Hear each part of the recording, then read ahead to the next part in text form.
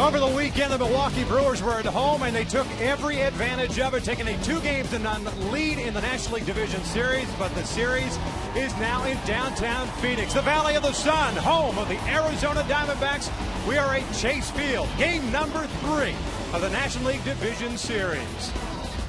Hi, everybody, from inside Chase Field. We welcome you back to postseason action here on TBS. I'm Victor Rojas, along with my partner, Joe Simpson.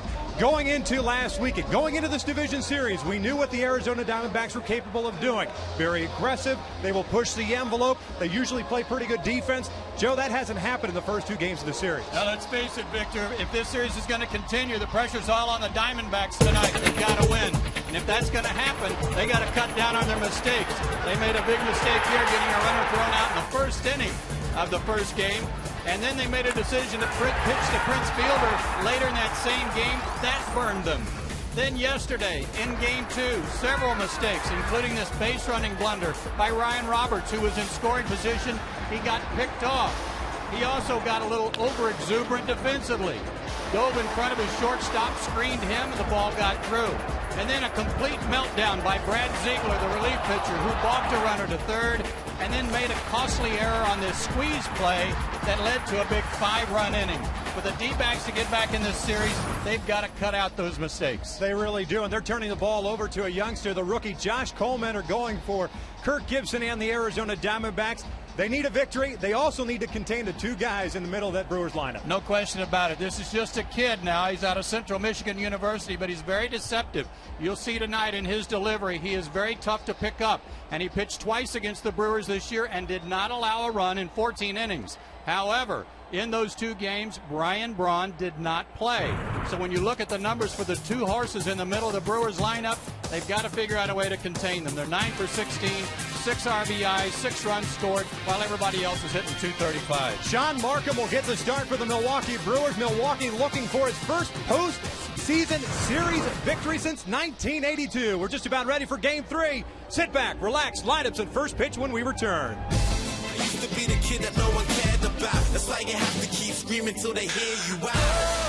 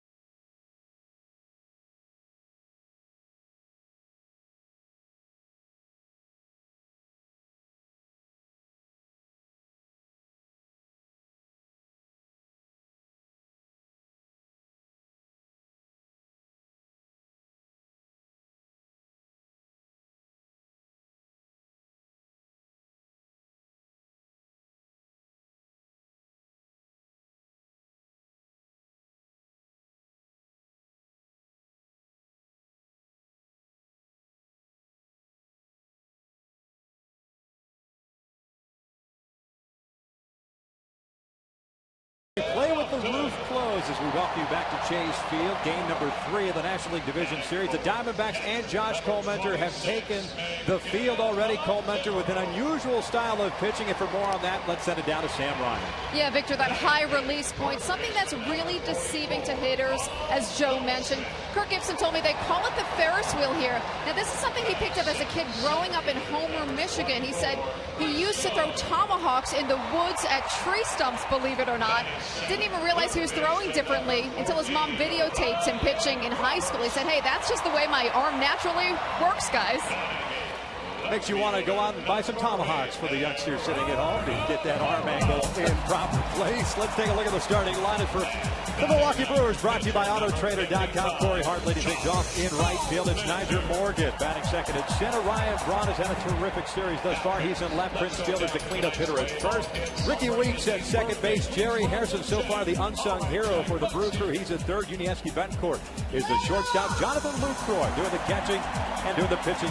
And batting ninth is Sean Markham, taking on the 25-year-old from Homer, Michigan, by the name of Josh Collmenter. 6'2", 235. He went 10-10 this year for the Diamondbacks with a good ERA of 3.38. His last 3 starts, he got a little tired. He went 1-1 with a 5.5 ERA, but they gave him a little extra time between his next to last start and last start. Pitched better against the Giants and went 7 innings, only gave up 2 runs. Both the runs were on homers, but again pitched very good baseball against this Milwaukee team twice this year. 14 innings, 6 hits, no runs. Collmenter's first pitch is a fastball that misses inside for ball 1 on Hart. The Brewers right fielder 2 for 5 in Sunday's game, had an RBI, 2 for 9 overall in the series. As this one's lifted in the air out towards shallow center. Second baseman Aaron Hill is going out there. That's how we start this game. There's out number 1. Here's the rest of the defense for the Diamondbacks. In the outfield, these guys can go get them. Gerardo Parra in left, Chris Young in center, Justin Upton in right, Roberts, Bloomquist, Hill, and Goldschmidt from third to first. Goldschmidt got the start in game 2 as well, and Miguel Montero behind the dish. Here's Niger Morgan. 1 hit in the series, and that came in Sunday's game. A couple of runs batted in, 1 for 8 overall. After hitting .304 on the season with 4 home runs and 37 runs batted in. Ron Renneke really not shifting his lineup around whatsoever now in game 3 of this division series, and why should it? No need to. They're scoring runs, and they're scoring them in bunches. Kirk Gibson bringing out the same lineup that he had in Sunday's game. Morgan did not go. It's 2 balls and 1 strike.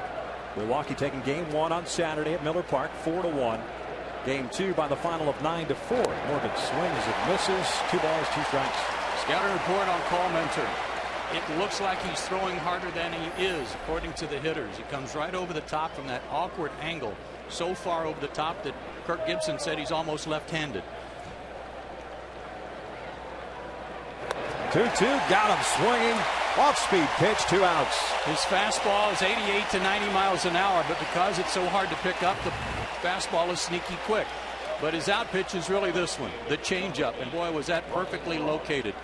Down right at the back point of home plate, and died out of the reach of Niger Morgan.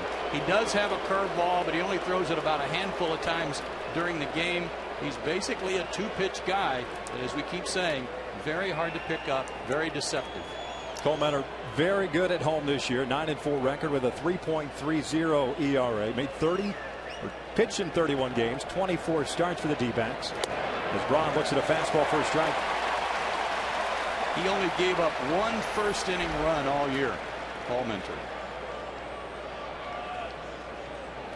Braun, an exceptional series, 6 for 8 overall, couple of doubles, a home run, 3 runs batted in.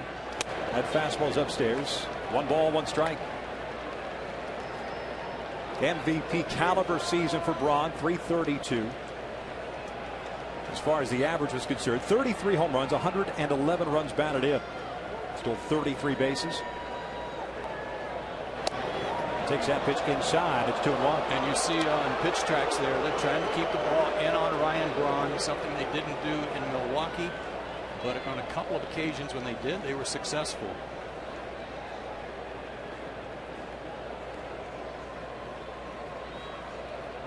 2-1 pitch on its way. Ron swings through that one. And you see the radar gun reading just 89 miles per hour, but guys say and swear that it looks more like 95. And usually by the time you get to the third time through the order, Kirk Gibson will probably have to have somebody ready because guys start then making adjustments after they see him a couple of times. But that's one of the reasons he doesn't give up any runs early. 2-2, missed in. Full count. Great crowd on hand here, as we did over the weekend at Miller Park. Here's a look at that last pitch. Good spot, though. Trying to run it in on Braun to keep him from getting his arms extended. He'll throw the changeup in any count. 3-2. Got him to reach on that off-speed. Fouls it back. Go back to Sunday's game and that home run that Braun hit. And it was a changeup off of Hudson, and it was hit a mile.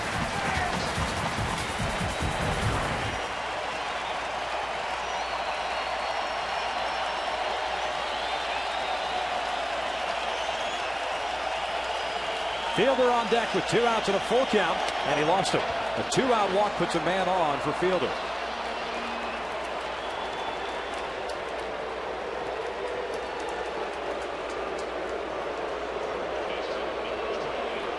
Prince hearing some of the boos here at Chase Field. Remember, the All-Star game was played here this summer, the Home Run Derby. And obviously Prince was a huge part of that. And he had the option of picking Justin Upton of the Arizona Diamondbacks to be his teammate on that Home Run Derby team, and decided to go with Ricky Weeks instead. So D-backs faithful, letting him know that they haven't forgotten. Fielder lets that pitch inside. 1 ball, no strikes. And again, starting him inside. Prince had a 1-for-4 game on Sunday with an RBI, 3 for 8 overall in the series. 3 runs batted in. Mentioned Braun over at first base, 33 bags this year. Caught 6 times. Pretty good lead for him. 1-0. And that hit him.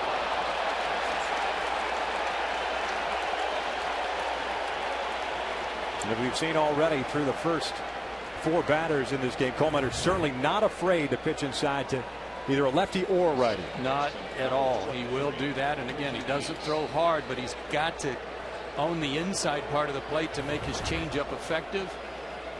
And that one caught Prince right on the back of the arm. Coleman hit 5 guys in 31 games this year. Fielder got drilled 10 times. So Ricky Weeks will get an opportunity to put the Brewers up early. Braun standing at second, Fielder at first. Outfield playing straight away against Weeks, the second baseman. 1 for 6 in this series with a run batted in. It's a little bit high, and it's 1 ball, no strikes.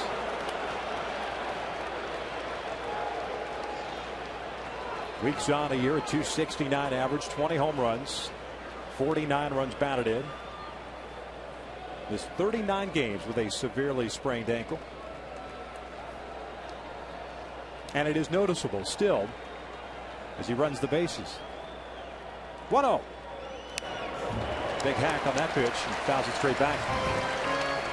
Take a look at this swing where he hit the triple in game 2. That was a pitch out away from him, an off-speed pitch, but he's so strong. That was just all hands, and he hit it to the center field wall for a 3-base hit. Hardly any stride at all, a hands hitter, but mighty strong. Short and compact. A lot of upper body strength.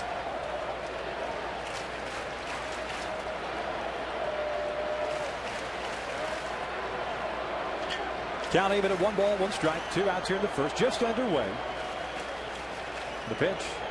This one fouled off to the right, so it's 1 ball, 2 strikes. One of the other things that Coleman will do when he does get ahead in the count is he will take hitters up the ladder with that fastball, and he's been very successful, especially in the spacious confines of the gaps here at Chase Field. He's got a lot of room to work with in center field, and he can get a lot of fly ball outs, elevating the fastball above the strike zone.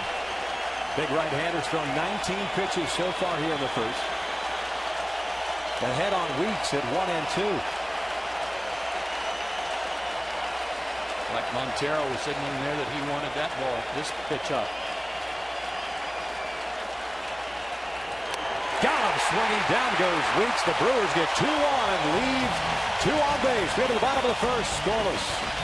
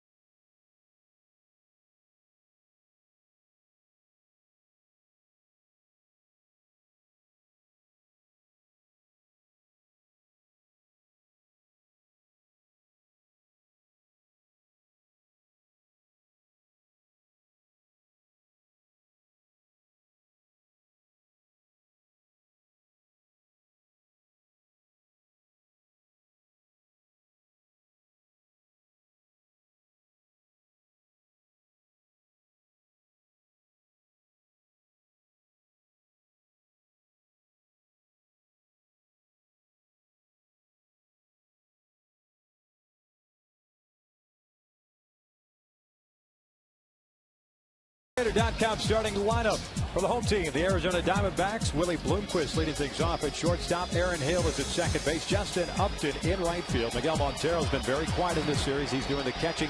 He's the cleanup hitter. Paul Goldschmidt had a home run in his first AB on Sunday.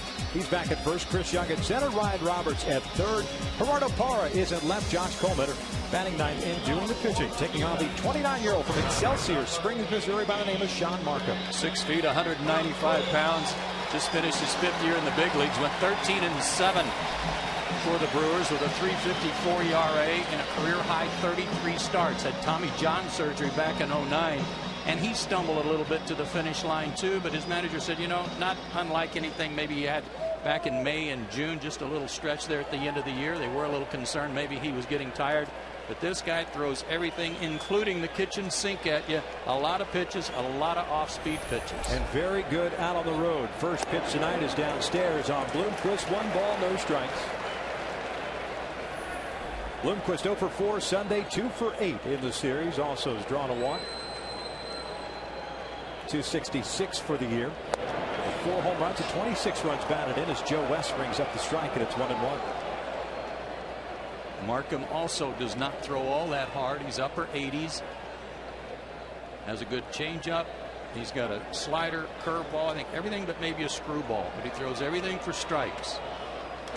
Lifted in the air. First base side. Fielder Lucroy near the railing. Lucroy runs out of room. Nice effort by the Brewers catcher. It bounds foul. It's 1-2.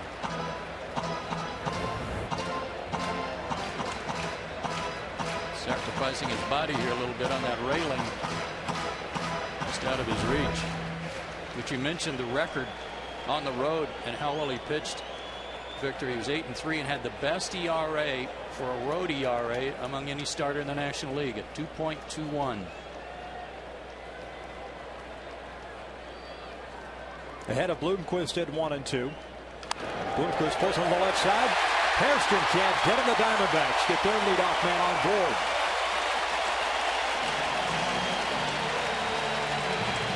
Here's the defense for the Brewers tonight. Same setup as in games 1 and 2 with Braun, Morgan, and Hart from left to right. The infield. Hairston at third base, Betancourt at short, Weeks at second, Fielder at first base, Jonathan Lucroy doing the catching. An odd part of that base hit right there with Hairston diving for it was that Betancourt never moved. I don't know if he didn't see it off the bat, but the shortstop never even made a move to his right. Conserving energy, perhaps? Could be. I'm going to assume he just didn't see it, but watch the shortstop here. You get it.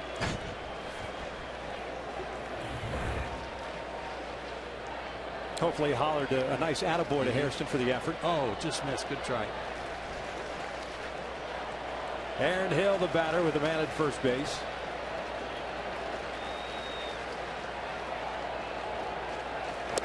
First pitch is in for a strike.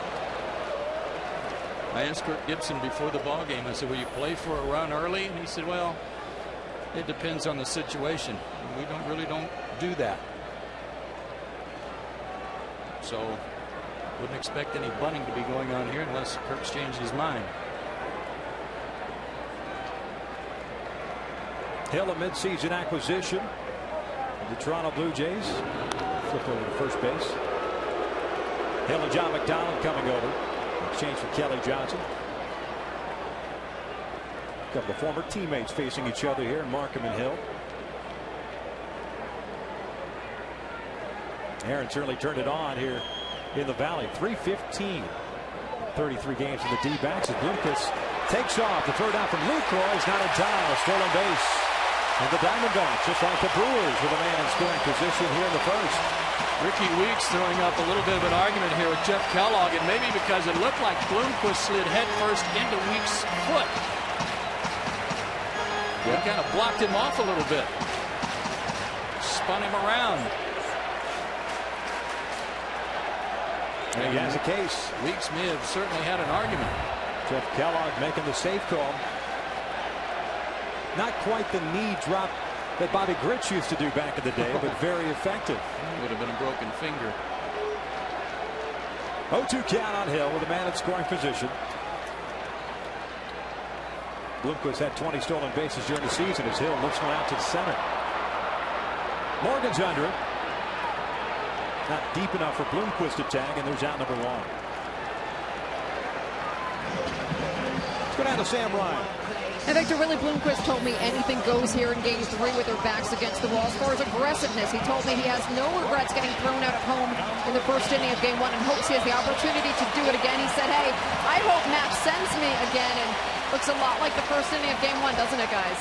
It certainly does. Bloomquist certainly one of those type of guys, a high energy type of player. Remember that play at the plate, Matt Williams and the entire Diamondback staff, a lot of veterans on that staff, like to play the game hard and aggressive, kind of taking the characteristic of their manager.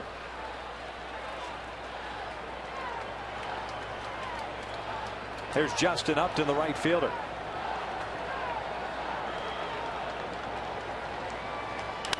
Lines one toward short. Betancourt's got it, reaching to his left. The off-balance throw. Fielder handles the throw, and there's out number 2.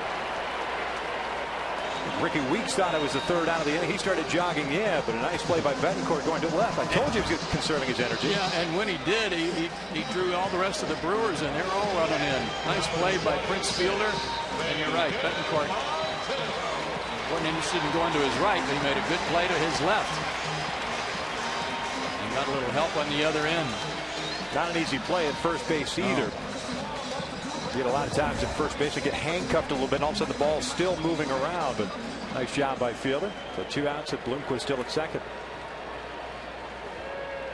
Here's a guy that got to get going.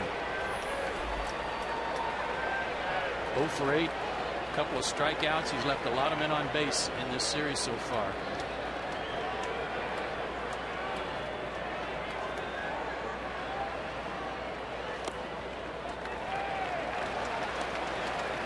One more note on Willie Bloomquist and that aggressive style that Sam was talking about. Bloomquist had his quote in the paper, said, we're comfortable being uncomfortable. Well, you're in a spot that's mighty uncomfortable right now, and if you're the Diamondbacks, you got to do something about it or your season's over. Montero 0 for 4 Sunday, 0 for 8 in this series. The .282 this year for the Diamondbacks. 18 home runs, 86 runs batted in. Swings and drives, went out towards center field. Chasing Morgan back, still going back at the wall. Can't make the play. Bloomquist will score. Montero in at second. And the Diamondbacks strike first. They lead it 1-0.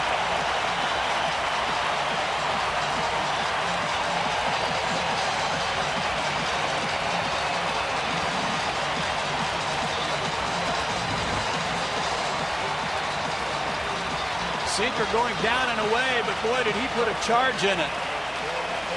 High off the wall, it's 407 feet away, and Nigel Morgan couldn't get there in time. That's a huge run for the Diamondbacks to get on the board first. Montero with 36 doubles on the year. Picks up his first hit with a double here. And the Diamondbacks have their first lead of this NLDS. Paul Goldschmidt at the plate. Looks at a fastball on the corner for strike one.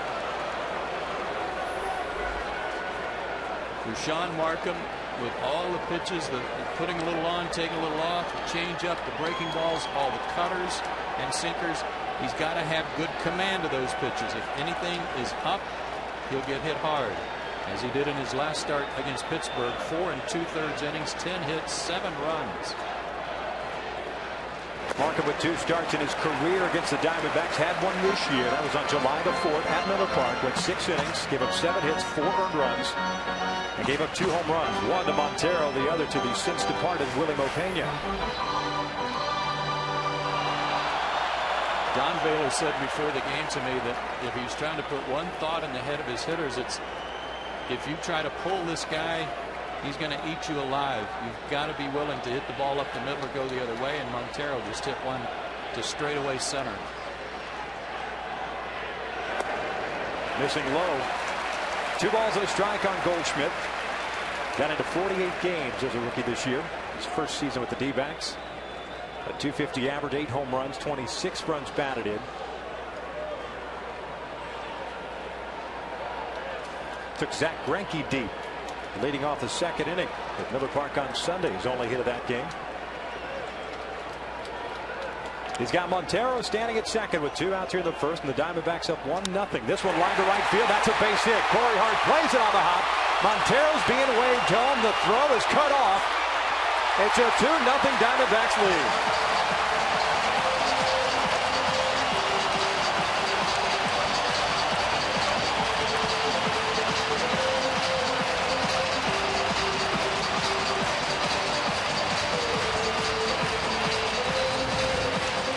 More smart hitting, but a mistake by Markham.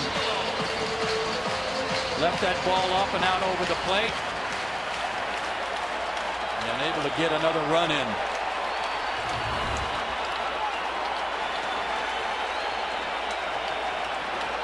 This crowd electrified. Mentioned that the Brewers had the advantage Saturday and Sunday, packing up Miller Park. But the Diamondbacks have played well here at Chase Field this year. 51-30 record. Chris Young looks at a strike. Well, Victor, they had come into this game 1 for 11 with runners in scoring position in this series, and that one hit was in game 1. They went 0 for 10 in game 2, and already tonight a couple of big 2-out hits to drive in runs. That's got to do a lot for their confidence. Young had a big game in the losing effort for the Diamondbacks on Sunday. 3 for 4, a single, a double, and a home run. 3 for 7 in the series as Markham checks in on Goldschmidt over at first.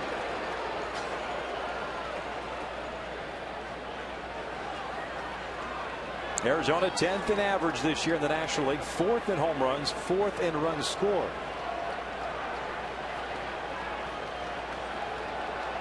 And like Milwaukee, a better hitting team at home than they are on the road. It's a pitch It's cut on and missed, and it's no balls and 2 strikes. Diamondbacks hit .262 here at Chase Field, 6th in the National League compared to the .239 they hit out on the road. Yeah, it's funny how both these teams kind of mirror each other in terms of the work they did at home versus on the road. The Brewers got off to a horrible start in the year playing on the road, but settled down later in the year. They won 18 of their last 25 games on the road.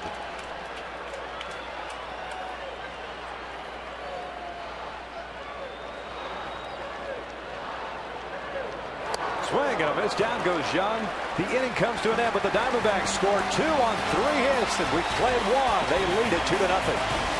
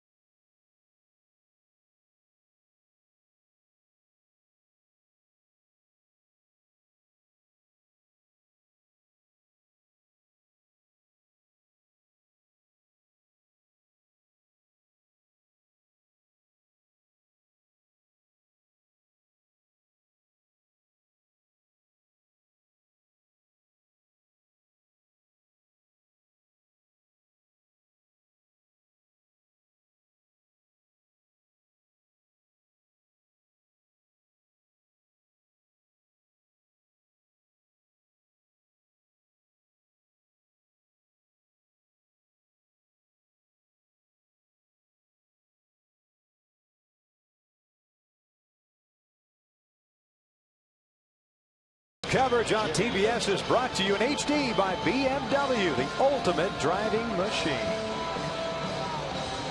Diamondbacks striking first. Couple of runs in the first inning. Josh Colmenter back on the mound. And here the second, he'll face Hairston, Betancourt, and Lucroy. 6, 7, and 8 for Milwaukee. Brewers had a couple of guys on base in the first inning, could not cash him in. As Hairston gets ready to step in, a 3-for-6 series, including a double and an RBI. Ron Renicky running out Hairston, kind of on a hunch, coupled with the fact that Casey McGee was struggling in the last month of the regular season. Hairston has paid dividends so far. There's Ron in his first season at the helm here, replacing Ken Maka.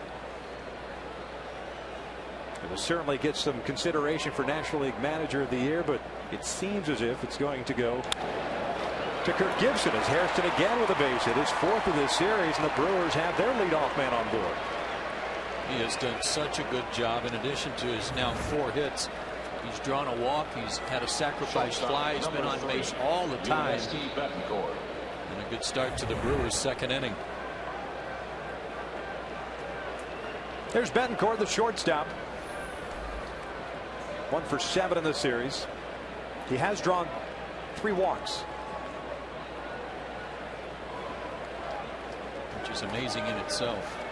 Pardon me, 1 walk, 1 triple. The 1 walk is amazing. in itself. A poor pitch walk by Brad Ziegler in Sunday's game. One of those guys that has the propensity to swing at anything near the plate. Goes beyond that see it and hit it for him. He doesn't have to see it.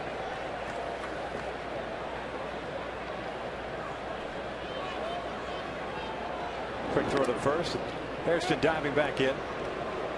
Ron Renicky said before the game that he would play for an early run. Since they have a 2-0 lead, he would like to score early and put the Diamondbacks under the gun.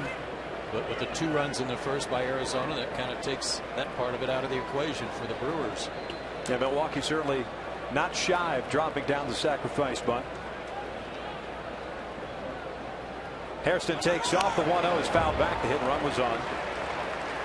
It looked like Betancourt had a pretty good pitch to handle, too. A pitch up in the strike zone. Yep, tried to do a little inside out to right field. Couldn't keep it fair.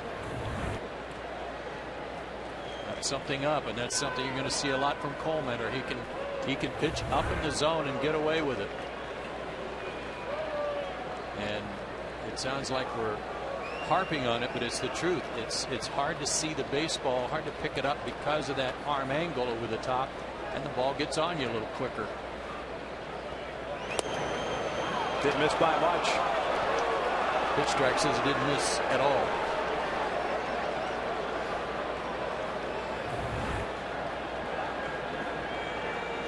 I mean, the ball comes from behind his head. And a lot of times, especially those high pitches, are almost at eye level or close to it. And depth perception becomes an issue, just trying to see the pitch and its angle to the plate. Hairston with a pretty good lead over at first base. 2-1 pitch. Betancourt drives one out towards center field, chasing Young back, but he's got a beat on it. Puts it away. There's out another one as Hairston heads back to first. This is a huge ballpark to center field, and no one better to cover it out there than Chris Young. It's 407 to straightaway center, but 413 to each of the corners out there in right center and left center. A vast area for any center fielder to have to roam around and run them down.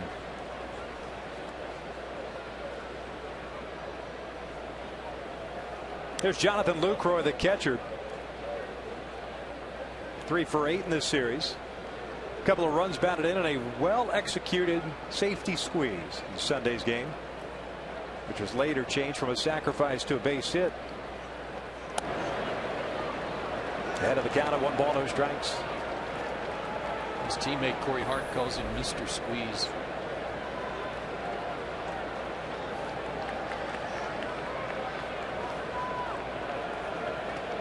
Diamondbacks getting 2 runs in the bottom of the first on 3 hits against Sean Markham.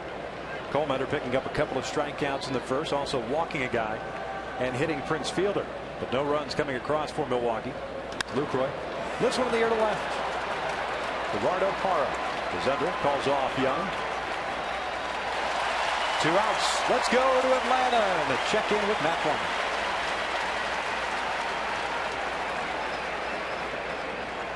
Pitcher number 18, Sean Markham.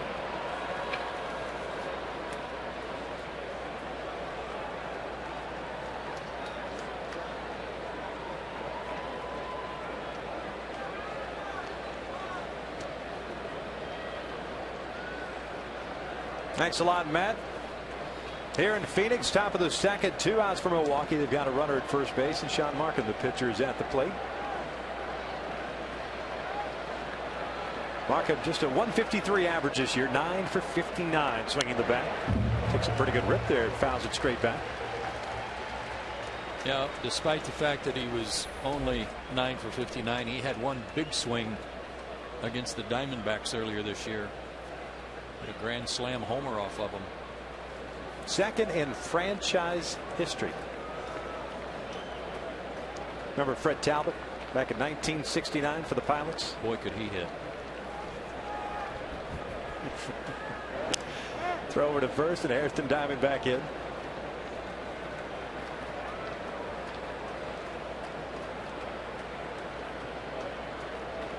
Markham originally a 3rd round pick by the Blue Jays, 2003 from Southwest Missouri State. Traded to Milwaukee in the offseason in exchange for Brett Laurie, the 3rd baseman. 1 ball, 1 strike.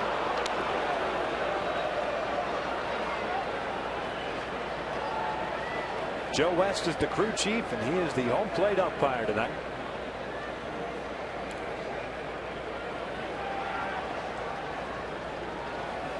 My boy Joe wearing his cowboy boots right at home in Phoenix. Yeah. I'm surprised he doesn't have any shoes to umpire in cowboy boots. 1-1. Markham is swinging a miss. 1-2. Hey, you figure a guy who's got cowboy boots with golf spikes, they can go straight to the golf course. We have cowboy boots with spikes on it. They can come out here and umpire. Joe umpiring his 91st career postseason game.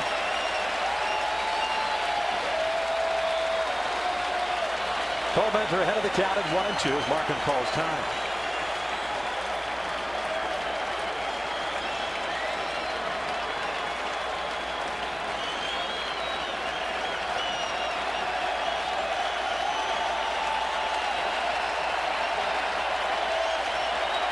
Swing and a miss.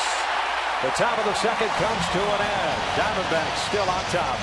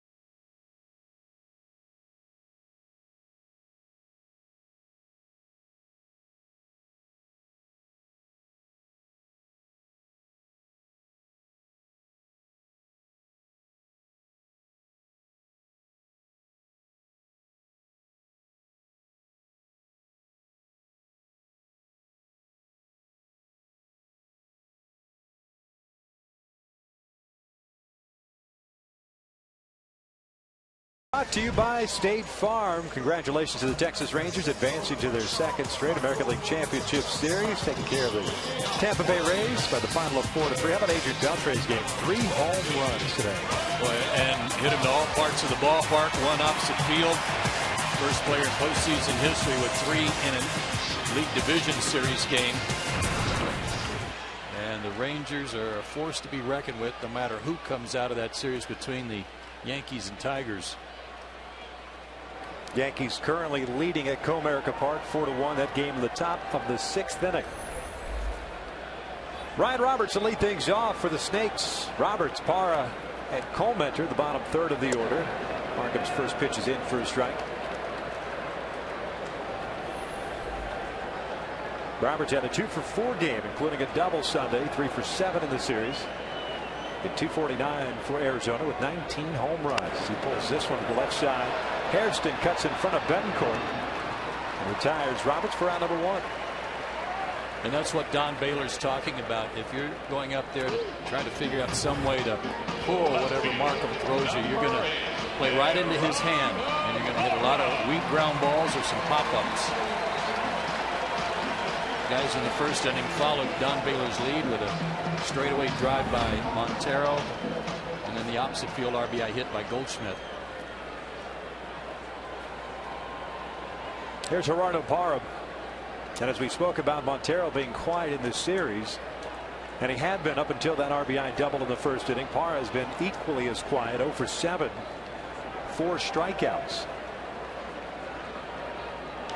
Swinging first pitch, lofts one out to left. Ryan Braun comes jogging in. 2 outs. Yeah, it's the lack of contact that surprises everybody the most where Parra's concerned. He's usually a guy that's putting it in play and doing that with regularity. The 4 strikeouts, very surprising. 55, Josh Coleman.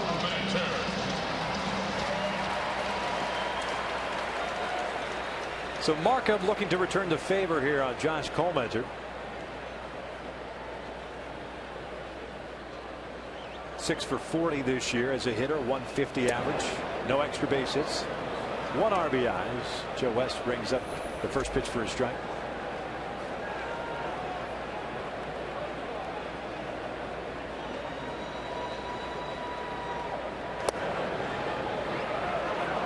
It's 0-2.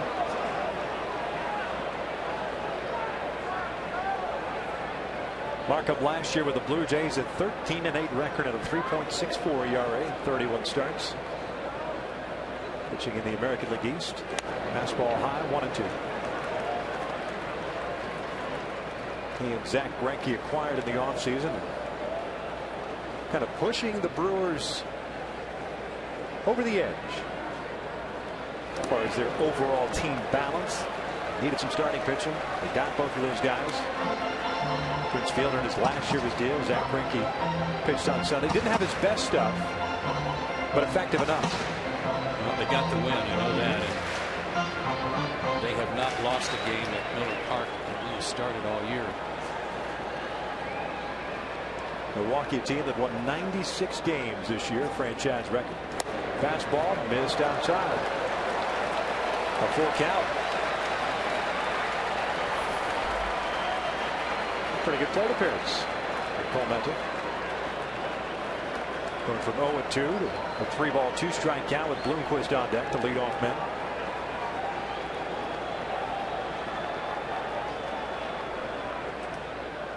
Chopper towards second base. Betancourt from behind the bag throws out. Coleman. It's a 1-2-3 inning. 2 complete. Diamondbacks still leading.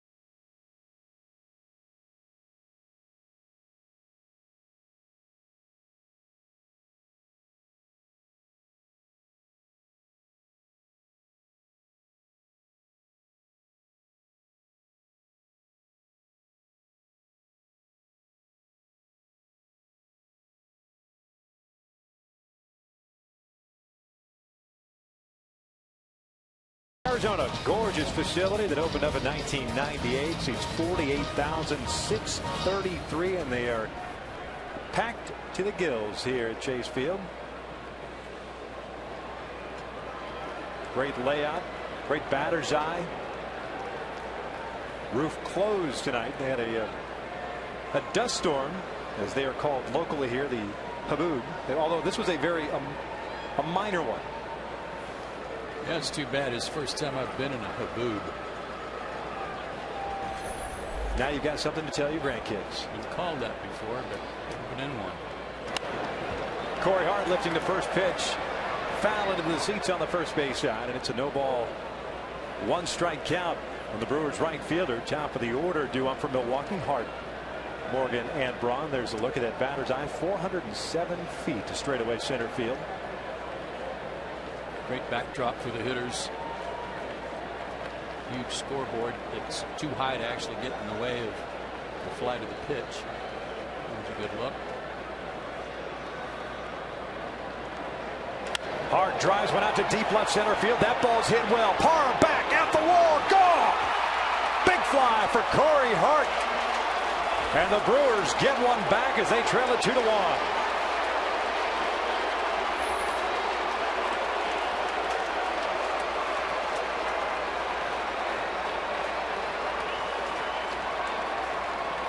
Hart had a big RBI single in that 5-run 6th inning at Miller Park, and gets his hands through on that pitch that was running in on him and hits it deep to left center. This team turned around when Renicky moved Hart into the leadoff spot and moved Weeks down to number 5. Had 26 home runs during the regular season. 63 runs batted in, his first career postseason home run.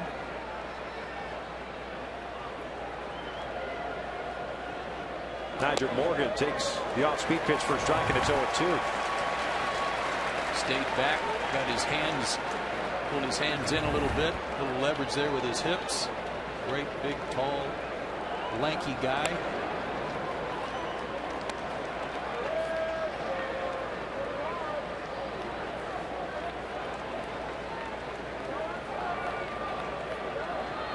One, two, a little bit high. 2 balls, 2 strikes on Morgan, who struck out in the first inning. Coleman picking up 2 strikeouts in that first, 1 in the second. 3 overall. 1-1. Down and away, full count. Brewers like the Diamondbacks, hit the long ball. They top the National League in home runs with 185 this year. 5th in runs scored. 3-2, bouncer right back to Coleman. Nice job as he throws out Morgan for the first out. Best of the game brought to you by the Audi A8. Most hits in the 2011 postseason. How about this series that Brian Braun's had so far? With damage, including a homer, double, back-to-back 3-hit games coming into this one. And drew a walk his first time up tonight. Yeah, Braun's done it in 2 games. 10th player in Major League Baseball history, and the first since Fernando Vina in 2002 with the Cardinals to record at least 3 hits in each of the team's first 2 games of the postseason. He drew the walk at the first. No official at bat for him.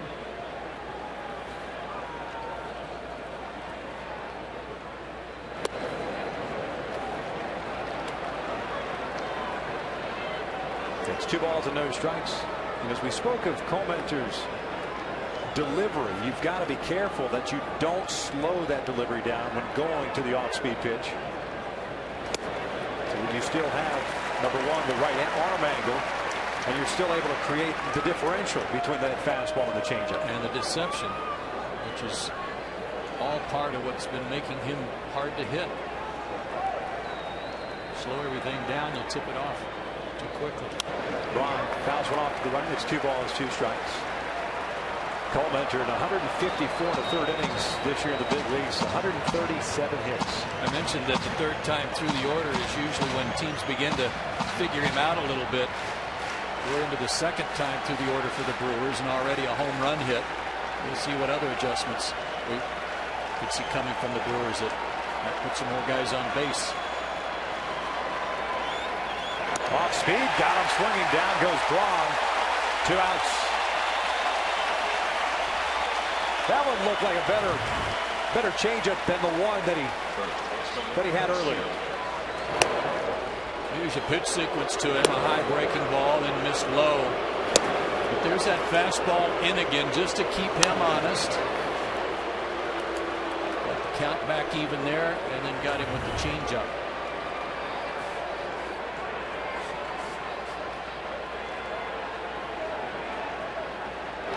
Fielder fouls one back. Prince was hit by a pitch in the first inning and stranded at first. Milwaukee getting 2 guys on in that first inning and leaving them there. I mentioned that in the 14 innings that Cole Mentor pitched against the Brewers this year, he only gave up 6 hits, but 2 of them came from Fielder. This one out toward right center field. Chris Young to his left. Makes the catch. The inning comes to an end, but the Brewers get on the board. Corey Hart, his first postseason home run. It's 2-1 Arizona.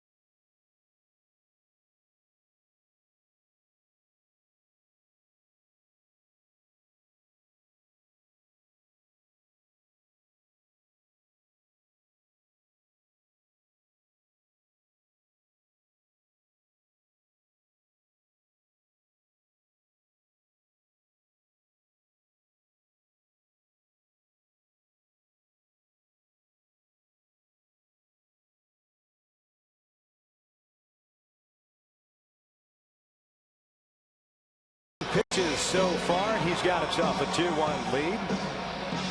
Diamondbacks looking for more.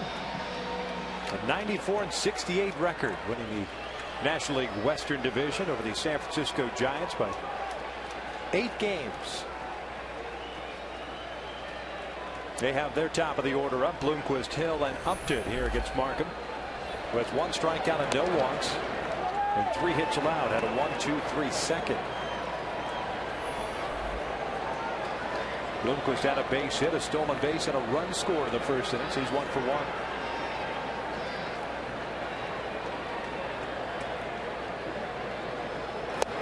Foul tipped that pitch, and it snowballs to 2 strikes. Markham got through the first inning, had an easy second. Trying to settle in and maybe get over some of his own nerves, even though he's got 5 years in the big leagues. First time in the postseason for him, so he was amped up a little bit in the first. 1 ball, 2 strikes. And he can work up a lather. He gets sweat in the igloo. Real fidgety, anxious, non-stop. Asked Ron Renicky if he was a high energy guy. He said not necessarily out on the mound, but everywhere else without question. Breaking ball low. 2 balls, 2 strikes.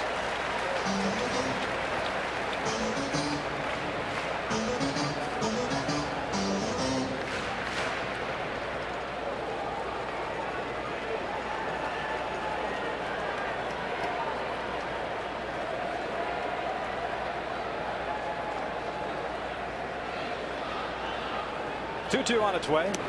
Lays off. That's a full count.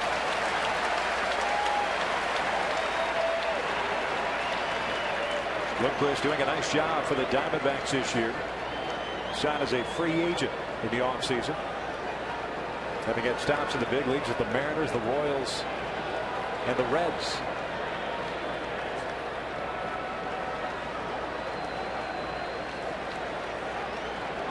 There's the payoff. This one. One hop over to the shortstop Betancourt. One shortstop retires the other. There's out number 1. Moments ago, we had a chance to speak with Brewers manager Ron Renicky. Ron, I want to ask you about Sean Markham's first inning. Not the usual Sean Markham that we've seen out on the road this year. Yeah, I think left a couple balls up in the zone, and he'll get his command down and should get locked in here. But they're not missing any mistakes, that's for sure. Ron, your opposing pitcher tonight, Josh Coleman, is certainly unorthodox. What did you guys go over in your scouting report to try to get him ready for this? Well, he's hard to really look at that much. We know he's got the fastball with the deception and the delivery, and his changeup is really good. Mixes in the curveball like we've seen a couple, but that deception's just hard. He's throwing 88 to 89, and it acts like it's 93, 94. Our thanks to Ron Renicky for taking some time. Aaron Hill with a 1 ball, 1 strike count. Corey Hart getting Josh Coleman for a solo home run leading off the 3rd inning. Arizona getting their 2 runs in the 1st on 3 hits. RBI double by Montero. RBI base hit by Goldschmidt. 1-1. Breaking ball is down and away. 2 balls and a strike. Hill, the second baseman, hit a fly ball to center field in the 1st inning.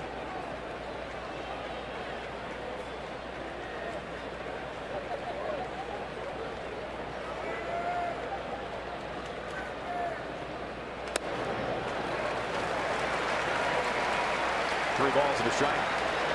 Getting behind in some counts, and that's not where Sean Markham wants to pitch.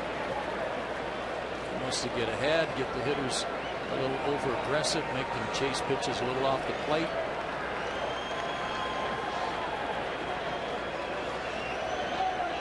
Hill fouls it off to the right in a full count now.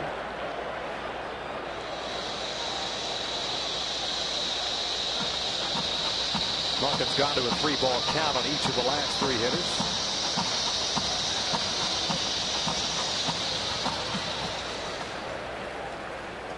Justin Upton on deck.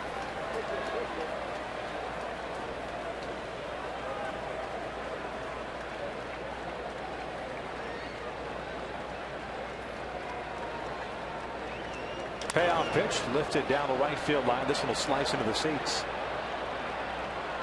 I was talking to Alan Trammell before the game, who is the bench coach and works with the infielders for the Diamondbacks, about the loss of Stephen Drew, who broke his ankle back in July. And he said, there's no replacing him because he's so special and gifted as a defensive player. But he said that Lundqvist has done a good job filling in that spot, in the depth created by the acquisition of Hill, and John McDonald has really helped and kept everybody fresh too. Drew breaking that ankle on July 20th, sliding in at home against the Milwaukee Brewers. Have not seen John McDonald yet in the series. Another 3-2. Hill takes that pitch inside, and it's ball 4. First walk issued by Markham. There's the general manager of the Diamondbacks, Kevin Towers. made it a priority to address the bullpen that was the Achilles heel of this franchise, especially last year, and then making those moves at the trade deadline. They were a worst to first team in their division, and they were worst to first and maybe not quite first in the bullpen in terms of the improvement. 2 runs in the ERA department improvement from 5+ to 3+. They had a 4.81 earned run average last year, going 65 and 97. That bullpen at 3.71 ERA. The starters at 3.84 for Arizona. Overall 9th in the American League, or pardon me, the National League.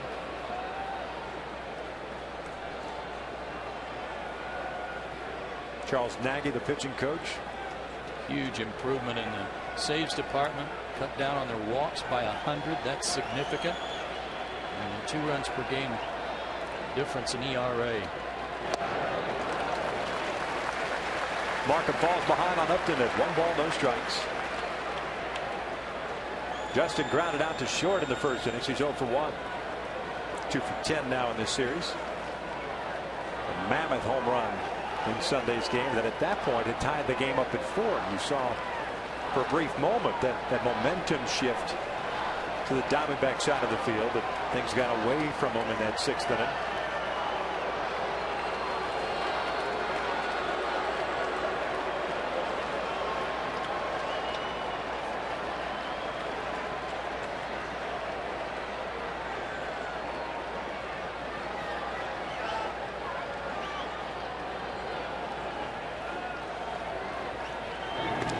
Checking in on Hill, able to get back. With 5 stolen bases with Arizona. He was caught 4 times, but in Toronto, a little bit better ratio. 16 bags, caught just 3. 21 stolen bases on the year combined between the Blue Jays and the Diamondbacks. The Steelers successful 8 out of 14 times against Markham.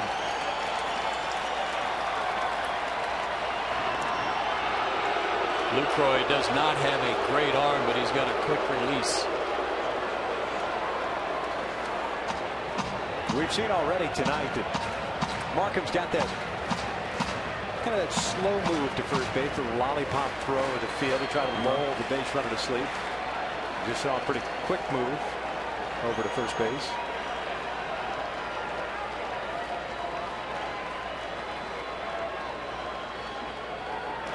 Down the dirt. 2 balls and no strikes.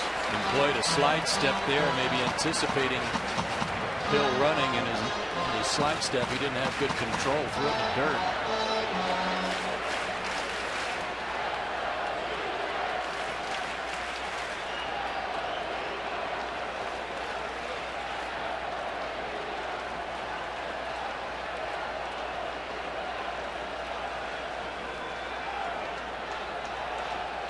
Outfield straight around with Upton at the plate. Left side of the infield playing Upton more to pull as that pitch is low, and it's 3 balls and no strikes. And Nigel Morgan very deep in center.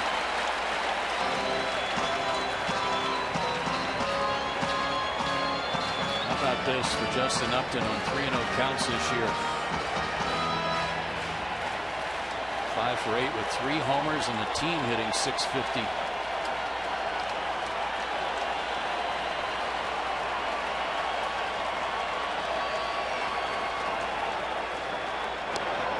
Takes a strike on the inside corner. 3-1.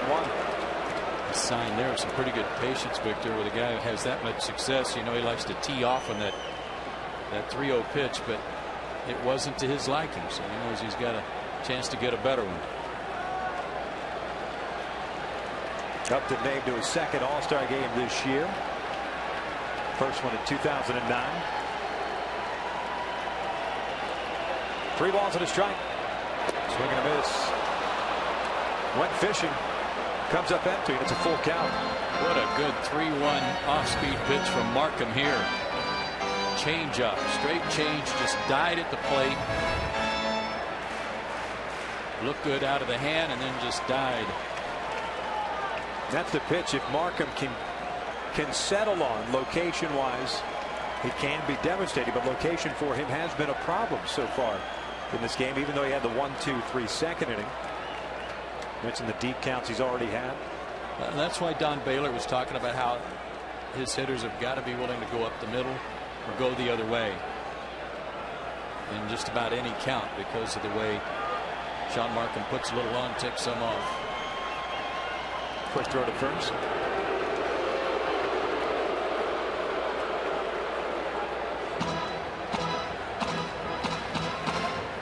Had a lot of strikeouts at the plate. But the way the Diamondbacks play, you just figure that he'll be running here with 1 out and a full count.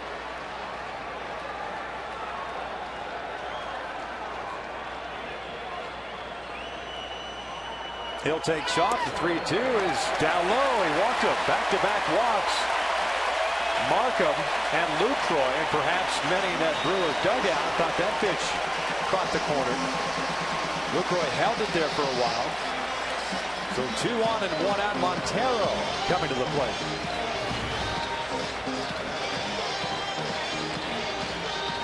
Boy, a freeze from both the pitcher and catcher on that one. Didn't get the call from Joe West, and a visit from Rick Kranitz, the pitching coach, to maybe settle things down a little bit.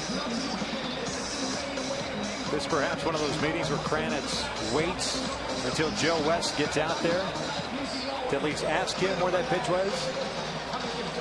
And if Joe West thinks that, will he just stay at home plate and not go out there? It missed low. Yeah.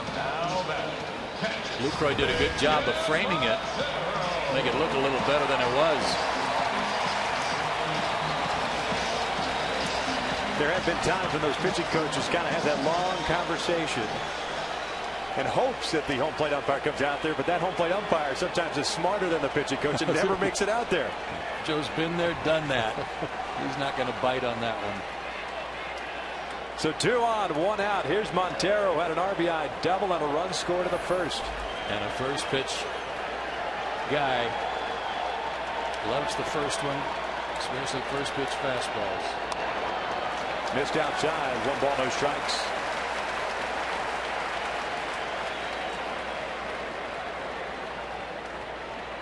Arizona with 2 runs in the first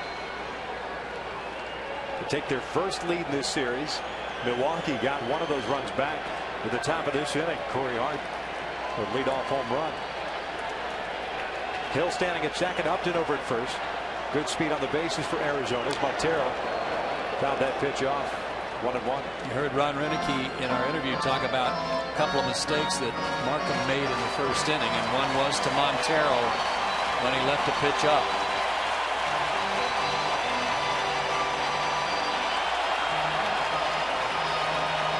This visit called by Markham. You may have noticed something in the way Montero tried to check his swing on that pitch in and couldn't get his bat out of the way. They're reluctant to pitch him in, but I wonder if now they think maybe they can go in there the way he was diving in.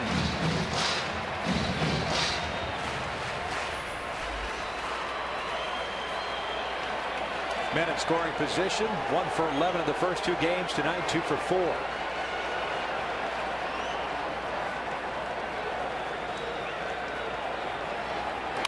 This with a base hit up the middle into center field. Hill's being waved around. He's going to score. Upton to third. Arizona gets that run back. Their lead is 3-1.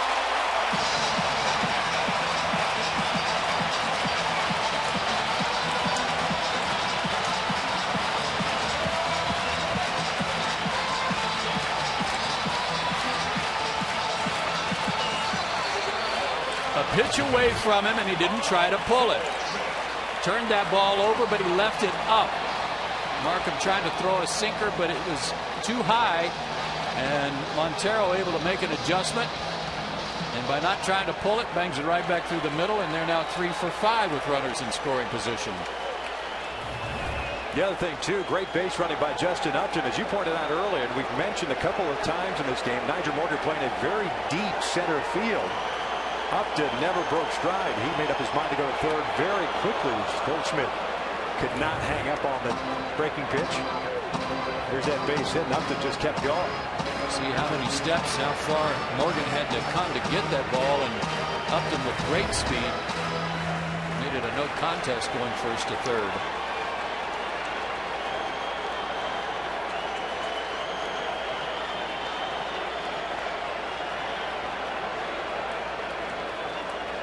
0-1 pitch. Down in the dirt, smothered by Lucroy. Trying to go to second. They get in there safely. Upton trying to score, and they throw him out for the second out.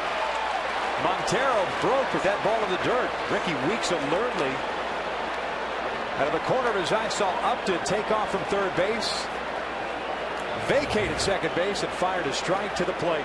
This was a tremendous play by Ricky Weeks. With the runner going, he went over to cover, but then saw Upton break, made a good quick throw. No chance and no place for Upton to go anywhere to try to score. Trying to knock the ball loose, but unable to do that. Nice play by Ricky Weeks. Big heads-up play there to save a run. A big out, too. The second of the inning. 1 ball, 1 strike on Paul Goldschmidt, who had an RBI base hit in the first. This one lifted in the air. Shallow center field. Weeks going out. Morgan sprinting in. Calls off Weeks. Makes the catch. The inning comes to an end, but Arizona gets 1 more. They lead at 3-1.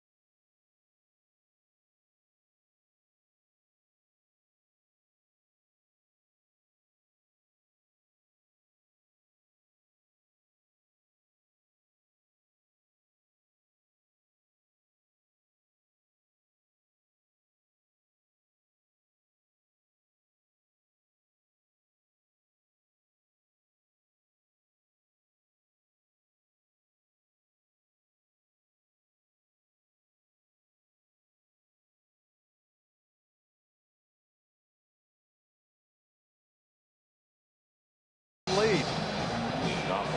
Josh Coleman to face Weeks, Hairston, and Betancourt.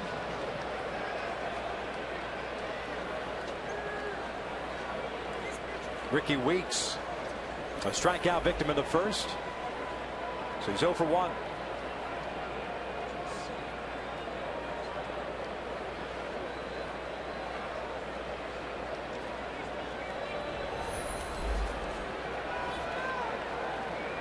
$20 home runs on the year for Weeks, 49 runs batted in. Slow breaking ball is a little bit high. It's 1 ball, no strikes. Coming into this game, the Brewers saying 3.96 pitches per at bat.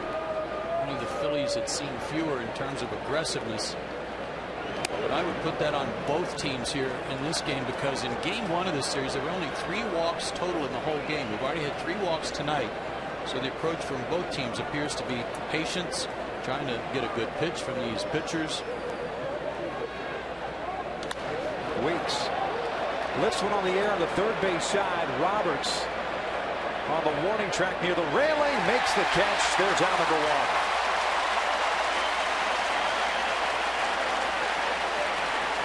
Moments ago, we had a chance to speak with Diamondbacks manager Kirk Gibson. Kirk, you got to like what you've seen so far, the approach at the plate against Sean Markham. We've been better today, kind of staying on the ball, put some pressure on him. A little over aggressive there in the last inning, and Josh Coleman has thrown the ball very well. Kirk, you guys got those 2 runs in the first inning. That had to be a sight for sore eyes. Get your first lead of the series. Yeah. And help your offense relax a little bit and get after it. Yeah, well, we're still going to have to stay within ourselves. They'll make some adjustments to us and just have to take what they give us. And we have the ability. We've scored much more at home than we have on the road. Much the Brewers have done the same. Harrison lofting one out to shallow right where Upton will make the catch on. 2 quick outs for Josh Coleman. And that'll bring up Betancourt.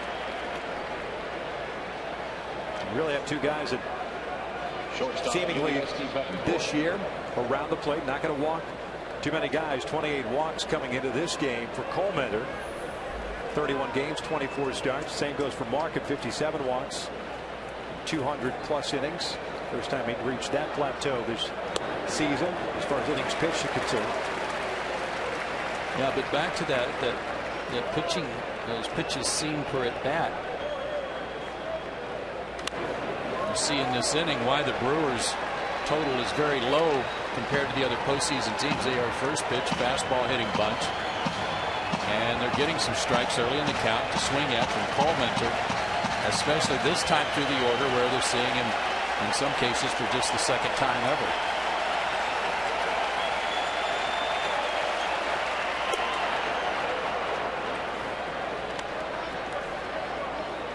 Betancourt hit a fly ball to center field in the second inning. He's 0 for 1.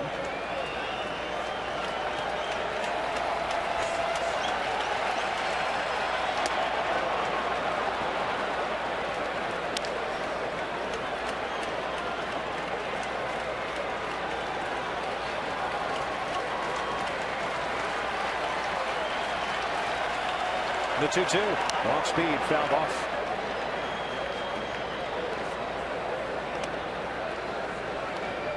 That's where, to me, he's so effective. Fires 2 high fastballs way up out of the zone, comes back that same delivery and fires the changeup, and it's just so hard to stay back. It's on the same eye level, looks like the fastball, but it's not. Got away with one there. Count remaining at 2-2.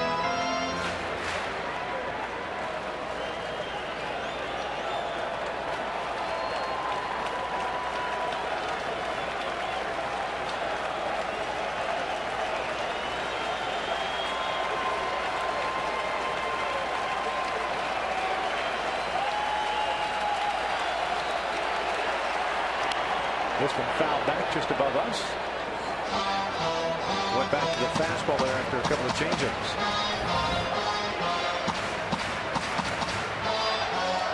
Pretty good fastball there that tied him up some. But again, 88, 89, maybe a 90 once in a while is the top end for Josh.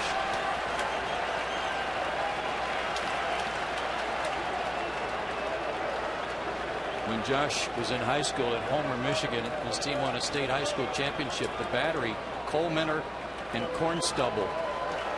It's a nice battery. Yeah.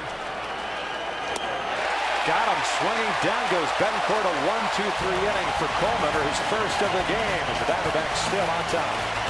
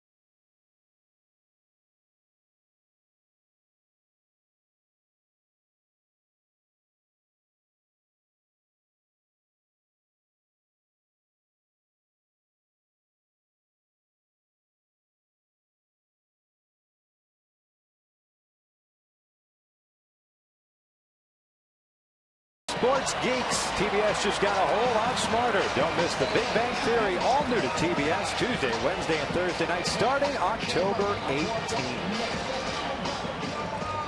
Bottom of the fourth. 3-1 Arizona. Sean Markham back out on the bump. 1 strikeout, 2 walks. 4 hits allowed, giving up 2 runs in the first and 1 in the third. Heads up play by Ricky Weeks, cutting down a potential run at the plate. The overshift on Chris Young. He looks at a strike. 3 infielders on the left side. Morgan, the center fielder, still playing very deep. Straightaway center.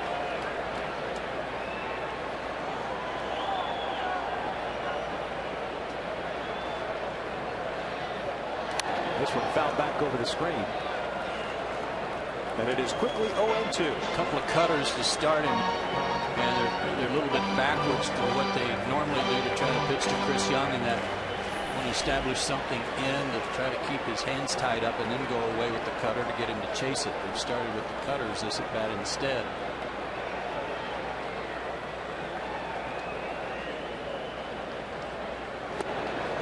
Ball on 2 strikes. Young, the only strikeout that Markham has picked up. That was to end the first inning. So he's 0 for 1. Right-handed hitters only hit 195 against Markham for the year. That was the lowest in the National League. This one popped up behind the plate. Lucroy gets rid of the mask and the helmet. Makes the catch. There's out number 1. Diamondback skipper Kirk Gibson certainly been influenced by several managers throughout his career. The biggest, of course, is Sparky Anderson. For more on that, let's go down to Sam Ryan. This year as manager, Kirk Gibson trying to use some of the lessons he learned from the late Sparky Anderson, who helped mold him during his playing career. One of the prized items in Gibson's office, this framed letter his former manager wrote to him a month after Gibson retired as a player. And clearly, Guy Sparky leaving a lasting impression on Gibson. Yeah, one of the guys that, thank you, Sam, that Kirk mentioned early on in his professional baseball career, the fact that Jim Leland, current skipper of the Tigers, was one of his minor league managers, worked him out before the workouts in spring training.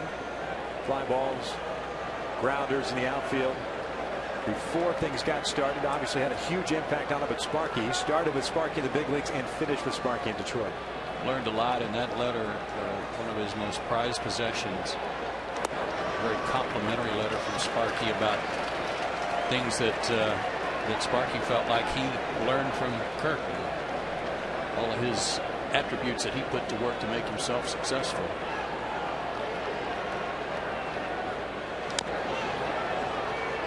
Roberts trying to pull that outside pitch, and it's 1-2. As he did his first time up and hit the ground ball to third. We touched on this a couple of days ago about that coaching staff that Kirk Gibson has assembled, a very talented bunch. And one, as Kurt was pointing out to us prior to game 1, that one of the things he wanted to do as he took over full-time basis as the manager, he wanted to change the culture of this ball club, that clubhouse. And when you've got that much talent on your coaching staff, who are these players really to argue with? I mean, they have no choice. Don Baylor, Matt Williams, Eric Young, Kirk Gibson. Yeah, they didn't have to post any resumes. Everybody knew who they were.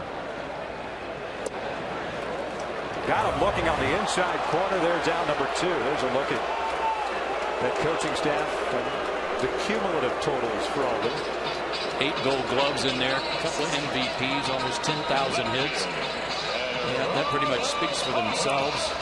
And even Charles Nagy, the pitching coach, was in 2 World Series and had 129 wins of his own. And that's not taking anything away from the staff that Ron Renicky has put together in Milwaukee. No, and that wasn't intended to even make a comparison. You're right, Victor. Just that's a special unit down there in the Diamondbacks dugout that's very rare these days. You touched on it in game 1. Modern day players typically now pretty much right off into the sunset. Not too many guys go back and start over in the minor leagues to coach or manage.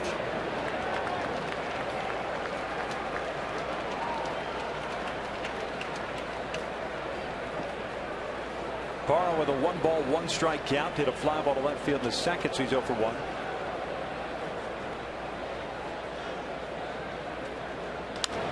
Pulls this one over to the right side. Fielder to the backhand. A little bit of a slip there, but able to get the baseball to Markham, and Markham returns the favor. Second time he's retired the side in order. 4 complete. Arizona still up 3-1.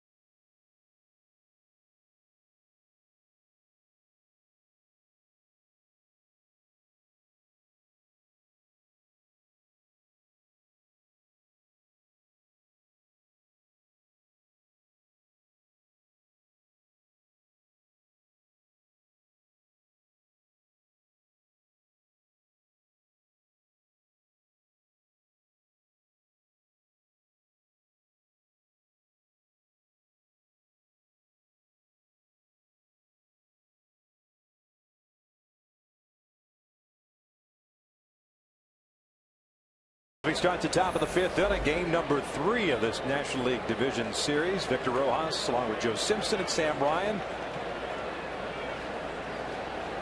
Milwaukee taking the first 2 games. So far, Josh Colmenter, the rookie, 10-game winner this season, has done a nice job against the Brewers. As he falls behind on Jonathan Lucroy. 8-9-1 for Milwaukee here in the 5th. 5 punch-outs, 1 walk, 1 hit batter. The big right-hander as he delivers a strike. Yeah, really only the 1 mistake to Hart on a fastball that was kind of running back to the inner third on Corey Hart. He hit it out. Lucroy hit a fly ball to left field the second, so he's 0 for 1. Lifts this one on the first base side. Giving chase is Goldschmidt, and he runs out of room. This one bounds off the top of that dugout. 21-4 for the Snakes since August 9th. That's the best record in baseball over that stretch. And averaging over 5.5 runs per game and great ERA. And they chased the the Brewers right to the end of the season, trying to get the home field advantage as the number 2 seed. And the Brewers held them off. This one's fouled back. Count remains at a ball and 2 strikes.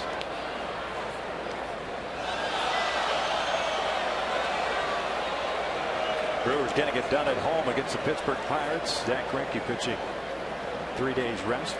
And that's kind of what we've seen from Ron Roenicke and what we've heard from him too. Not going to mess around.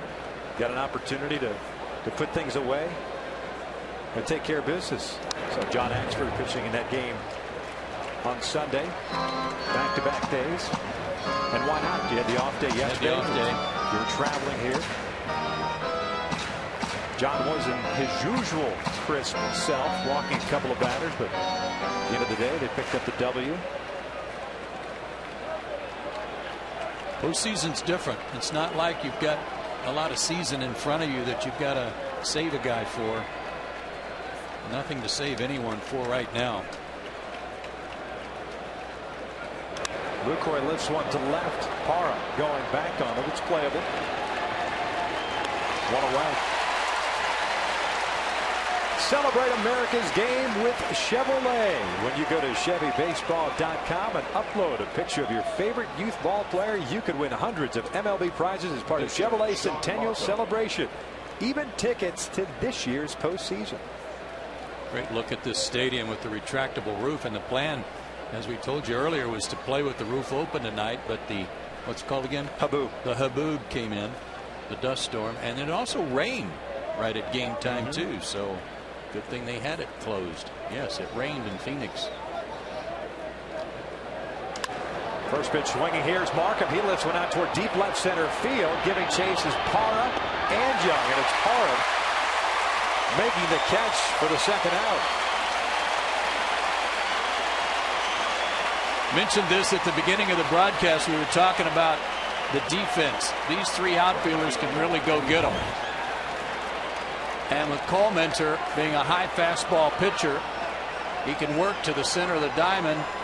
And you can see Parra calling for it all the way, and even a fleet center fielder like Young is willing to let him have the room to haul that one in. Either one of them could have caught it. Yeah, even like the fact that right before that last highlight there, he looked over to see where Young was at, so that there was no collision. Corey Hart looks at the strike. Hart 1 for 2, had that home run leading off to third. First career postseason home run. Off speed, pulled to third. Roberts has it to the backhand, and it's a 1-2-3 inning for Colementor. We head to the bottom of the fifth with Arizona still leading at 3-1.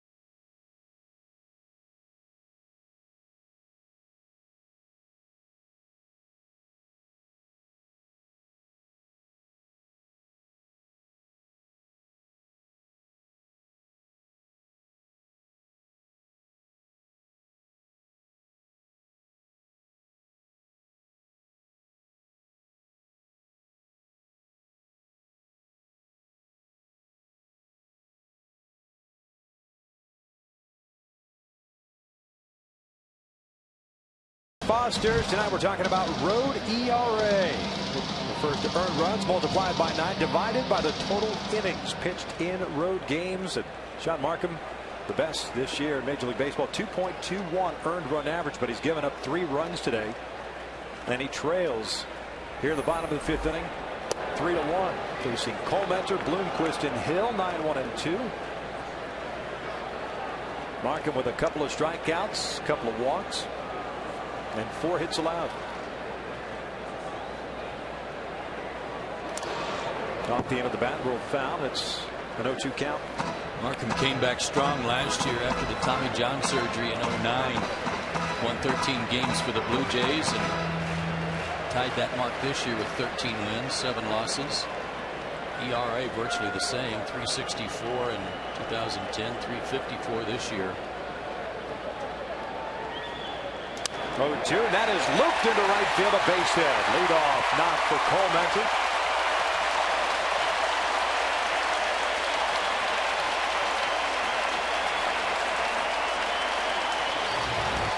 Tell you, the Diamondbacks really work at their pitchers hitting.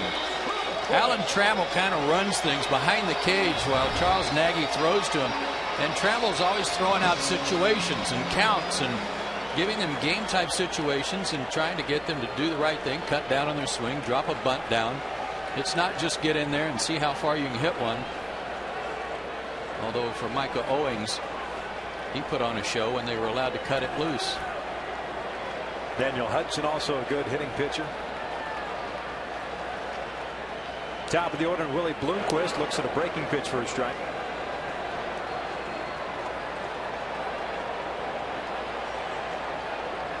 Bloomquist 1 for 2, had a base hit, a stolen base, and a run scored in the first. Grounded to short in the 3rd inning.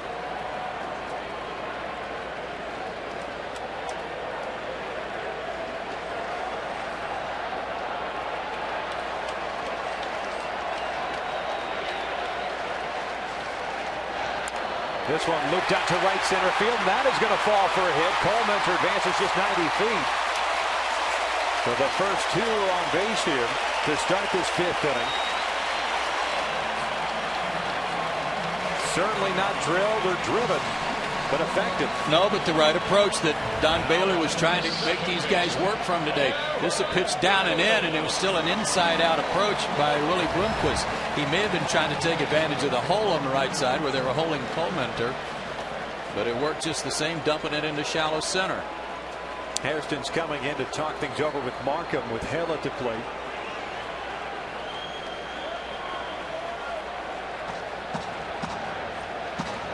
They had the fewest sacrifice bunts of anybody in the National League, but the Brewers are anticipating one here.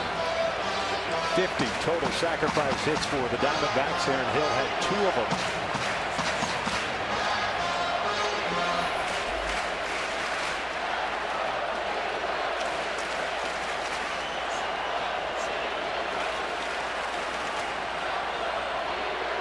Not bunting, swinging away, and it's no balls and a strike. The other thing you run into also with Colementor running at second base, a bad bunt or a bunt that's pushed too hard to the fielder, you get the lead runner at third base. Cameron Lowe, the big right-hander, is loosening.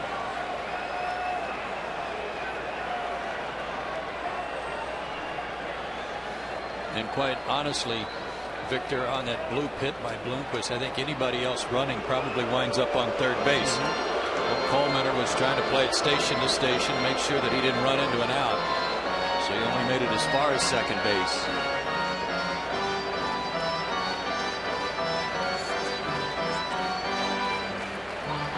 Markham currently at 69 pitches with nobody out here in the 5th. A couple of bloop singles by the Diamondbacks, putting runners at first and second. Ahead of the count on Hill at 0-1. Hill a fly ball to center and a walk. Foul off to the right. And it is 0-2, and even on that swing, Hill trying to take that approach the opposite way. And we really have not seen Markham establish that inside part of the play with that fastball. That's why guys are starting to kind of peek over the heart of the plate. And he really doesn't do that much. I mean, if he does, he's going to throw you a sinker, maybe run something in on you a little bit. He might front door a cutter or something along the way, but not very often. If he does pitch in, it's usually something down and in. Got him looking. There's out number 1. Big strikeout for Sean Markham. Front door breaking ball. I don't know if that it was a cutter, but it was maybe a slider, short slider. Made him flinch. And got the call on a good pitch from Joe. Got the call from Joe West on what was a good pitch. 3rd strikeout for Markham.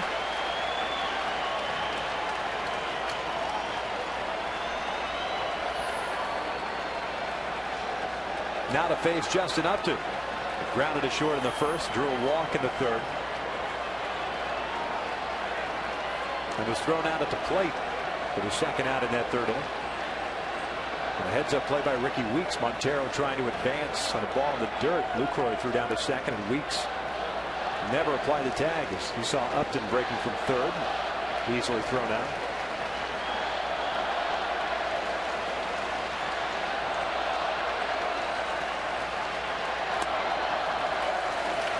Here's where third base coach is put to task too. You do have a pitcher running at second base. Not the best base runner by any means on your team, but on a base hit, you've really got to know that the guy's got a chance to score. You don't want any collisions at the plate, run the risk of him getting hurt. But at the same time, you want to run, want an extra run.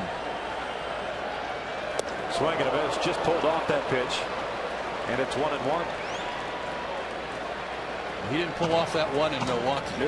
I said to him today, I said, look like you got all of that one. And he said, yeah, not bad. And to your point about what you do with Colementor leading off at second base, if it's a slowly hit ball, which are seldom for Upton, usually squares it up fairly well even when he makes outs, then you've got a chance to send him, especially with as deep as the outfield is playing for Milwaukee. We go back to Sunday, that home run that tied the game up at 4. Zach Greinke, I mean, it was jumping. Tied the game.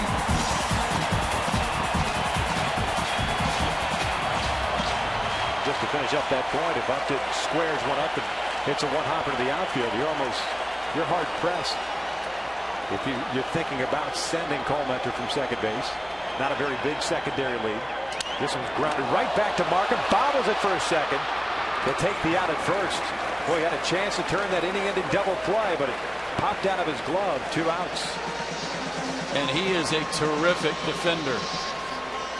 If you ask the Brewers which one of their pitchers deserves the gold glove, Greinke or Markham, it just depends on who you ask. Because it's a toss-up. They're both outstanding at fielding their position. But this one just off the heel of his glove prevented the double play. Well, he made the perfect pitch, too.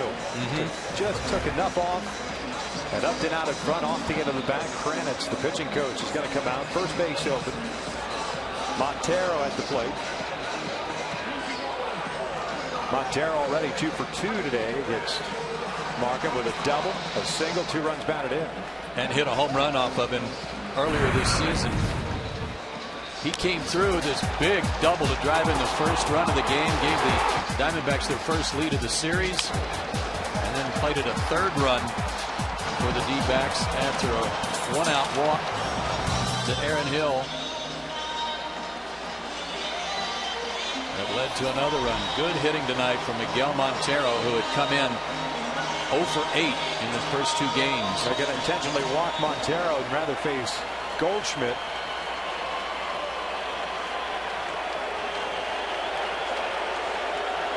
Well, this makes all the sense in the world to me, Victor, because A, Montero's hit Markham pretty hard. You got a base open. And secondly, whoa, look out. It wasn't too far outside. But you got a free swinger up there in Goldschmidt. And Markham had the lowest batting average against him by right-handed hitters in the league.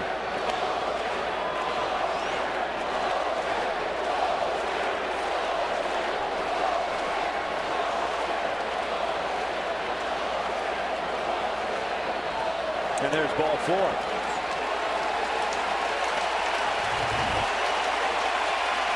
Supposed to be a pitch out and almost threw a strike.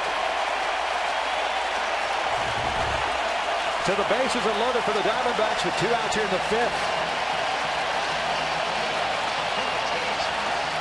Paul Goldschmidt, the first baseman, up 1 for 2 on an RBI single in the first inning. You see the numbers for the Diamondbacks like Major League Baseball with a .387 average with the bases loaded. This being your first opportunity of the division series. Breaking ball. It's a strike and it gets away from Lucroy. An 0-1 count. Colemenger, the pitcher, running at third base, not going anywhere. Bloomquist is at second and Montero at first. Markham asking Joe West if that pitch was a strike. At first I thought Lucroy got crossed up. I could have sworn I saw Joe West ring it up as a strike.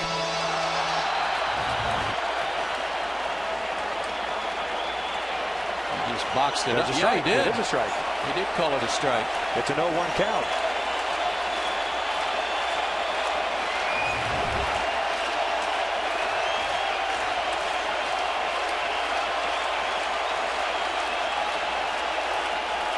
Diamondbacks leading it 3-1 here in the 5th with 2 outs. Bases loaded. 0-1 pitch. Breaking ball smothered by Lucroy. And it's 1 ball, 1 strike. He struck out Aaron Hill on that front door breaking pitch. One of the only pitches that Hill saw in that whole sequence that was inside. He just threw that first pitch strike. Another pitch, a breaking ball inside to Goldschmidt to at least make him think about it, but then comes back with a changeup. You just figure he's now going to try to stay away from him, but try to stay far enough away from those long arms to prevent any damage. 1-1. Got a piece of it, rolls it foul. That's 1 ball, 2 strikes. Goldschmidt with 8 home runs here in the regular season and 156 at-bats. Drove in 26.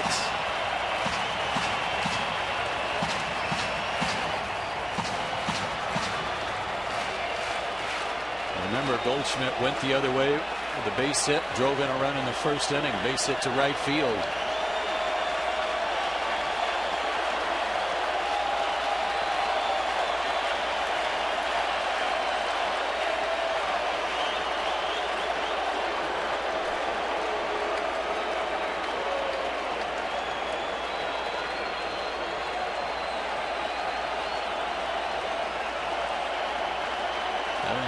A little trouble there, maybe seeing the signs, and they certainly don't want any confusion here.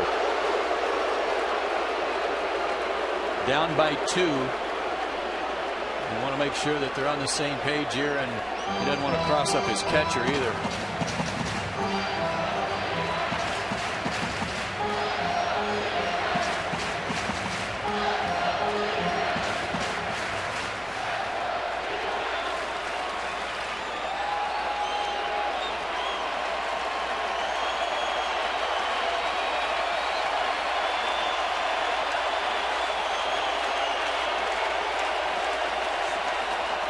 Little communication problem between Markham and Lucroy. Now he's ready. The 1-2. Lifted in the air to deep right field. Corey Hart going back. Still going back at the wall. Gone! Grand slam by Paul Goldschmidt. 7-1 Diamondbacks.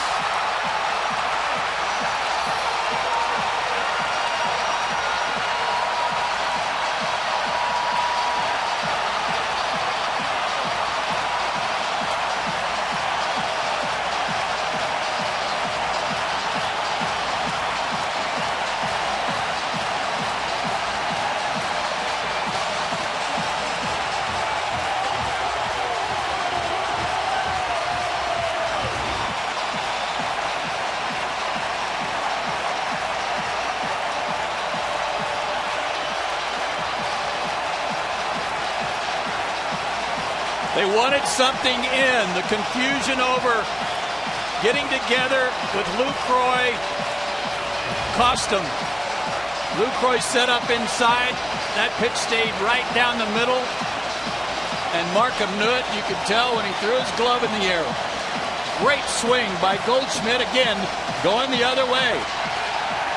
First slam in Diamondbacks postseason history. The Diamondbacks leading at 7-1.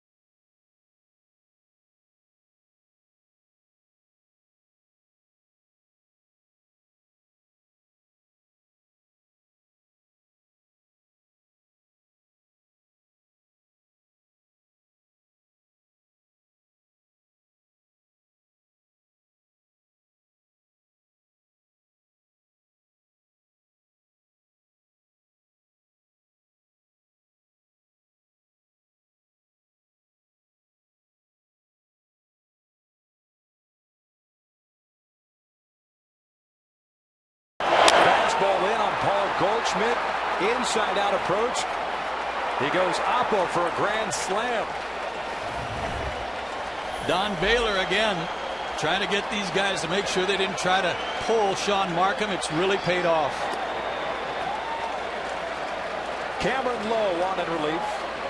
72 games this year, 4-7 record and a 3.50 earned run average for the Simi Valley, California native. Facing Chris Young with 2 outs and nobody on. Young bounces it down. It's 1-1. The other side of that for Goldschmidt, Victor, is that he was behind in the count. He was trying to make sure he stayed on the ball, even at the risk of getting jammed.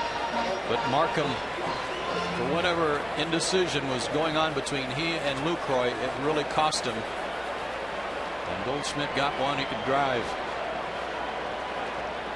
1-1 pitch, broken bat roller toward third. Hairston with a bare hand, high throw, throws it away. Young headed toward second base. Fielder has no play. An infield base hit for Young and an error on Hairston, we would imagine. But a pretty good pitch by Cam Lowe. He's got that heavy sinker in on the hands of Young.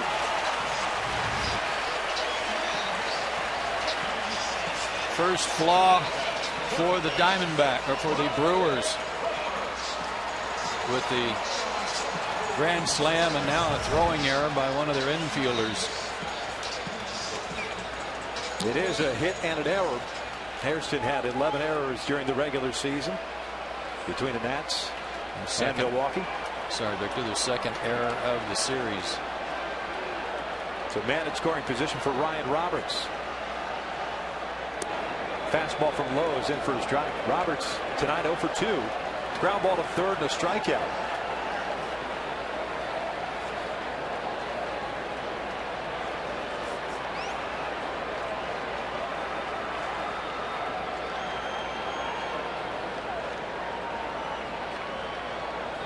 Young takes off.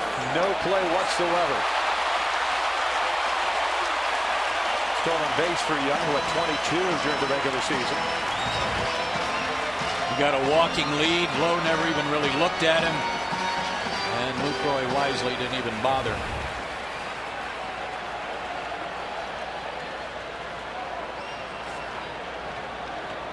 One ball, one strike on Roberts.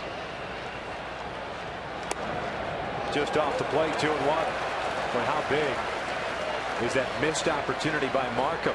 Great pitch on Justin, up and off the end of the bat, a bouncer right back to the mound. Should have been a A 1-6-3 or a 1-4-3, depending on who was covering. Inning-ending double play. Markham bobbles the ball and it keeps the inning alive. Yeah, that's a good point, Victor. Huge play in this inning. Breaking pitch, bounce back toward the middle. Betancourt to his left, can't get it. Neither can Weeks. The run scores, and it's 8-1 Arizona on a seeing eye single off the bat of Roberts.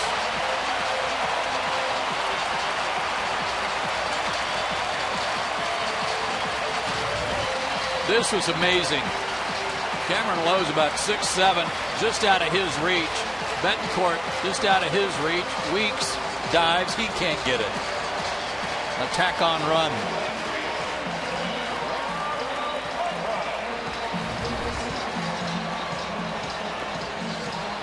So Roberts picks up his first RBI of this postseason.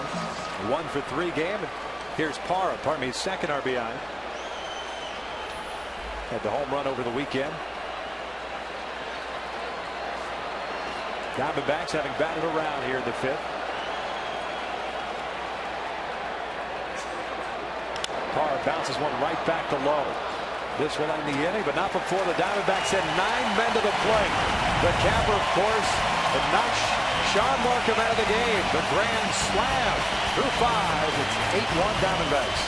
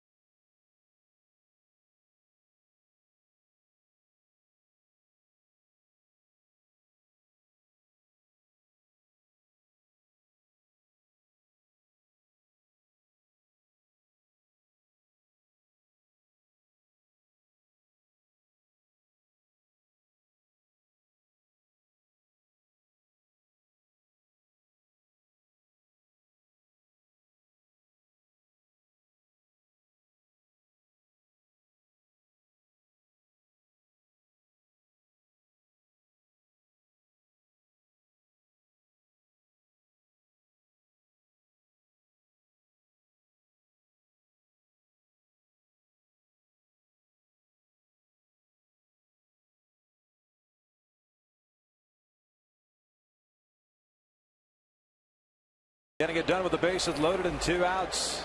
5 runs batted in ties an Arizona Diamondbacks postseason franchise record. Danny Bautista 2001 World Series. Steve Finley the '99 Division Series.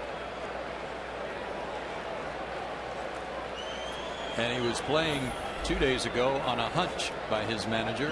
Went 1 for 4 with a homer and a walk in Milwaukee, and big night tonight. Josh Colmenter to face Morgan, Braun, and Fielder here in the 6th inning. 2, 3, and 4 for the Brewers. The team that we've already seen in the series, capable of stringing together multiple hits, putting several runs on the board in one particular inning. As Morgan falls behind, or is ahead of the count, I should say. Colmenter falling behind at 2 balls and no strikes. Niger in this one is 0 for 2, a strikeout and a bouncer back to the mound. 2-1. Takes a lot of pressure off Josh Colementer too, beginning this third time through the order in what would have been a close game. He can be a little more aggressive in the strike zone. Just outside, 3-1. Mentioned Colementer with 10 wins this year, tying him with Oscar Villarreal and Brandon Webb, most by a rookie in the season. Both Villarreal and Webb doing it in 0-3. 9 of those victories right here at Chase Field.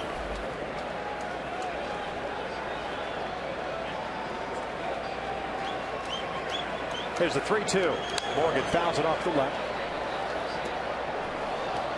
With respect to this game tonight and the Diamondbacks being down 2-0, Kirk Gibson talked about a stretch of games where they lost 6 straight one-run road games this year. That ended with a 1-0 victory in Los Angeles on the first game pitched when he got called up, and that was Josh Colementer. First start against the Dodgers. Morgan fouls it off. He went 6 innings in that game. Allowed 2 hits, struck out 3. May the 14th at Dodger Stadium, a 1-0 Diamondbacks win. That was one of the things that Gibson was saying about Colementer. He's just that type of guy. Doesn't worry about anything else. As we've noted and shown you all night, not overpowering, but effective when he's working the off-speed pitch. And he walks the leadoff man here in the 6th inning.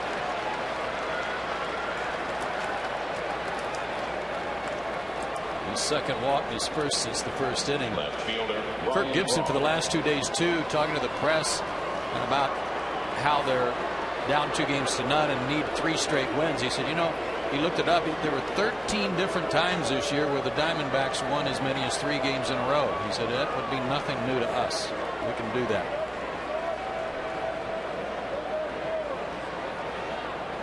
Here's Ryan Braun. Nobody out, man at first base. Braun with a walk and a strikeout.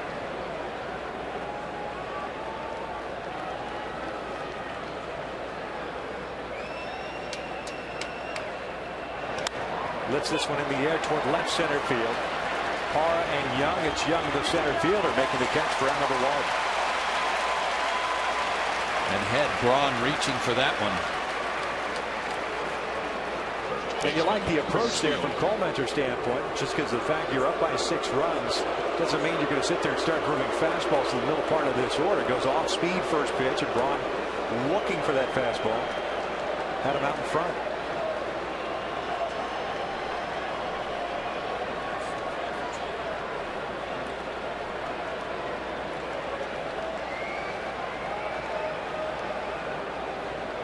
Prince Fielder steps to the plate. Hit by a pitch in the first inning, a fly ball to center in the third. 0 for 1.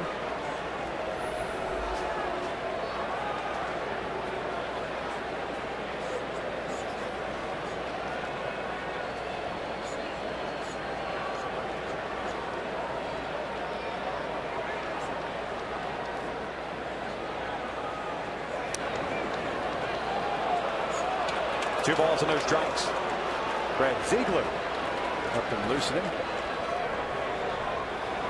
Good sign from his manager that he's got full confidence in him to bounce back after that game 2 problem he had.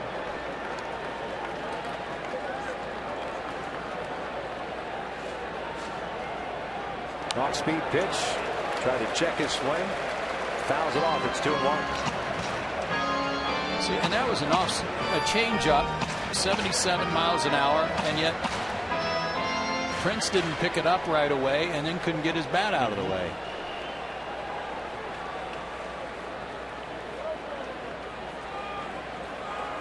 Very frustrating for the hitters. Diamondbacks over shifting on Fielder. Roberts, a third baseman, almost at the shortstop position. This one's fouled back, and it's 2 balls, 2 strikes. Got away with one there again to Fielder.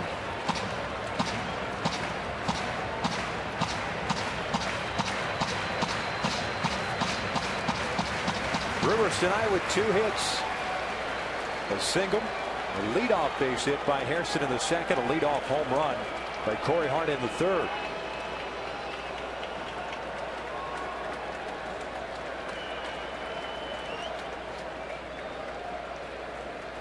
Quick throw to first. Morgan back. Brewers, a team that hit just .246 out on the road this year. And when talking to Renicky before the game, I mentioned that number, and he said, you know what, we were horrible in the first half out on the road. 15-26, which validates his point. They hit just .234. In the second half, they hit a little bit better, just .245, but still had a 24-16 record out on the road. This fielder gets tied up, and he goes down swinging. 2 outs. 87 looks like 97. Here's something to back up what you're talking about, Victor. Home and road splits, batting average wise, for these 5 hitters, key hitters for the Brewers all season long. But some big disparity there for several guys, home and road. The difference between Braun hitting .315 at home, or .315 on the road, and .351. It's kind of hard to say, well, he was way off. He wasn't, but some of the other guys were. So 2 outs. Morgan still at first base at the leadoff walk. Ricky Weeks fouls off the first pitch. The Brewers' second baseman 0 for 2 tonight. Strikeout to Papa.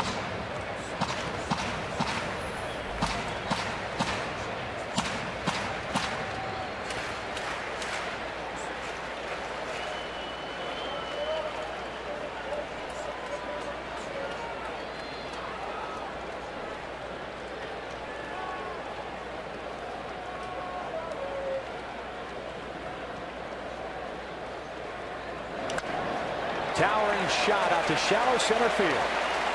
Willie Lundquist with the call. The inning comes to an end. We head to the bottom of the 6th. Diamondbacks up by the score of 8-1.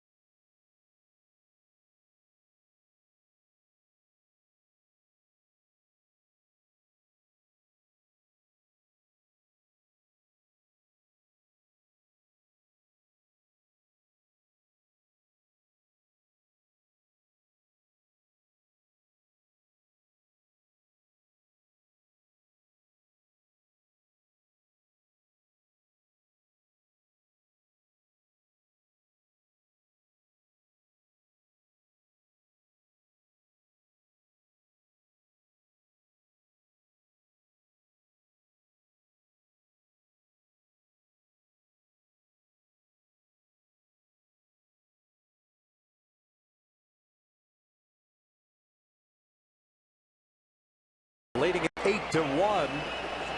Dropping a 5 spot on the Brewers in the 5th inning. The guy who started things off, Josh Colmenter. A loop single down the right field line.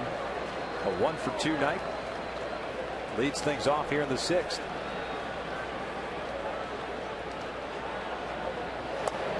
Takes a strike, and it's 1 ball, 1 strike.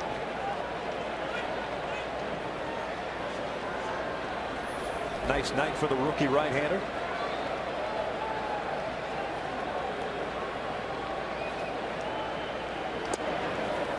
One and 2 now. Longest inning he has had out on the mound. 5 batters. That was in the 1st. He's been outstanding. He's been exactly what he has been all year long.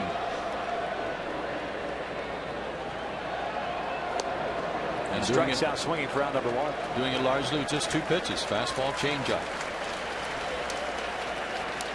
Get the latest insider analysis throughout the first 2 rounds of the MLB playoffs with Cal Ripken, John Smoltz, and Ron Darling. We're behind the mic with the biggest names in sports, presented by Allstate, exclusively on SI.com.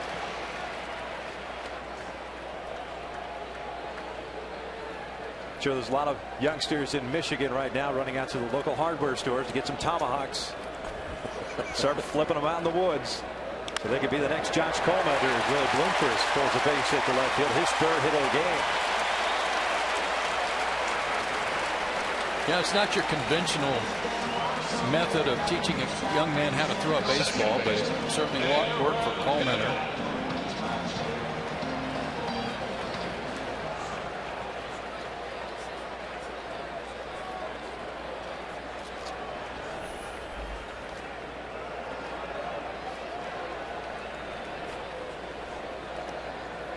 Aaron Hill, a fly ball to center, a walk and a strikeout. Showing a bunt, takes outside. Base hit by Bloomquist, the 10th by the Diamondbacks tonight.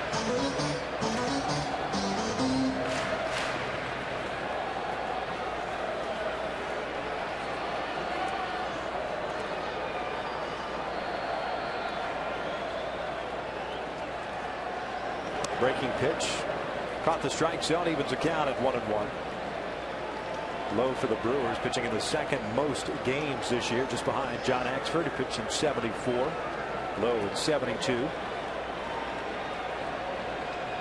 72 innings, 65 hits, 61 strikeouts.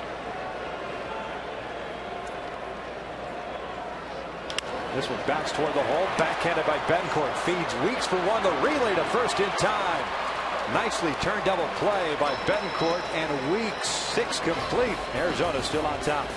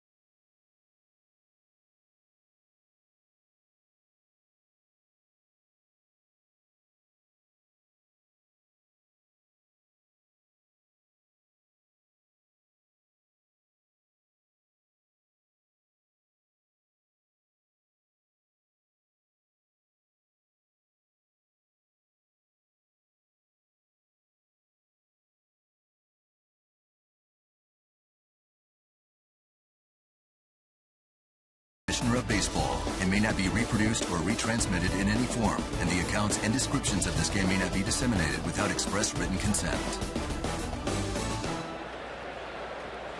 Top of the 7th, Arizona leading at 8-1. Josh Colementer back out on the bump. 6 strikeouts, 2 walks, 2 hits allowed, and 1 run. That was the home run off the bat of Corey Hart. Hairston, Betancourt, and Lucroy here in the 7th. The first pitch is in for a strike in the off speed. Hairston 1 for 2, had a base hit leading off the 2nd, but was stranded at first. He hit a fly ball to right field on the very first pitch he saw in the 4th. This one lifted foul and out of play. And it's a no ball, 2-strike count. Mentioned earlier that this is the 3rd time that Colementer has faced the Diamondbacks. Pardon me, the Brewers. Had 2 starts against them and did it in back-to-back starts too. July the 6th, July the 18th. No Ryan Braun in that lineup, but that's usually not the easiest thing in the world to do. As this one's out to left field, Parr is going to come in and make the catch for the first down. To be able to limit an offense such as that, even without Ryan Braun, to do it in back-to-back starts. Hey, tomorrow on TBS, MLB On Deck, presented by Chrysler. Kicks things off at 5:30. The NLDS Game 4, Phillies and Cardinals. 5:30 p.m. Game 4. If there is a Game 4, and it's looking that way right now. Right here, Chase Field, 6:30 p.m. local time, 9:30 on the East Coast. Inside MLB, presented by Captain Morgan. After that, yet another nail biter there tonight.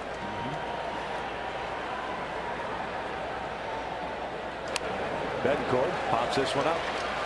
Left shot to the infield as Roberts is under it. 2 outs. And to piggyback on what you were talking about, Victor, with respect to Colementer and the Brewers, 20 innings against Milwaukee this year. He's allowed only 1 run on 8 hits in those 20 innings. Brilliant work. Hey, usually you get a starter who goes back to back, and the guys figure things out. But right. I mean, he was very good in that first start on the 6th. Went 6 innings, then went even deeper here at home.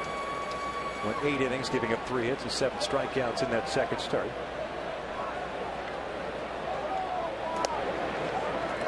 Lucroy looks at the strike.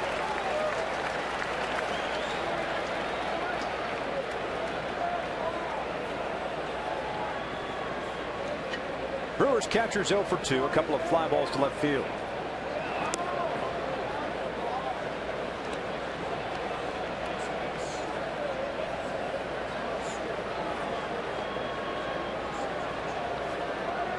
Marcotte has come out to the on-deck circle. He would be pinch hitting the pitcher's spot.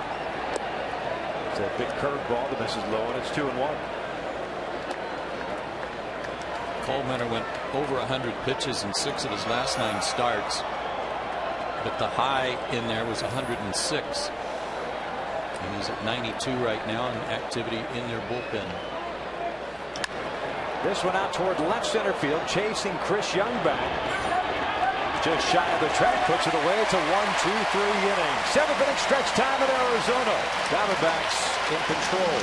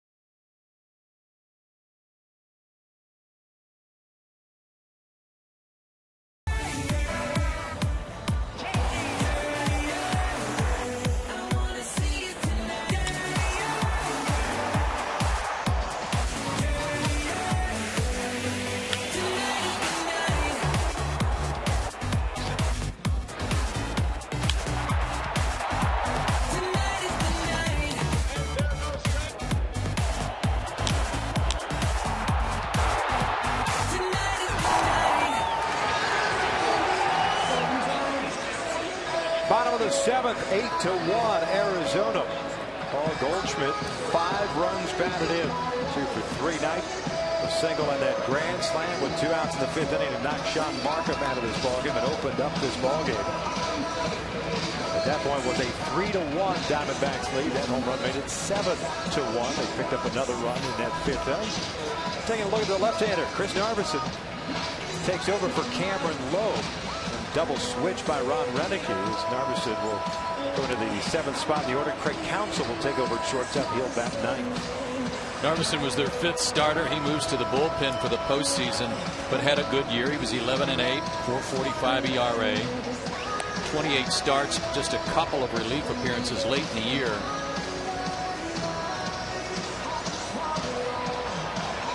And the only left-hander in their bullpen. Cameron Lowe, the right-hander, went an inning and a third. Gave up a couple of hits.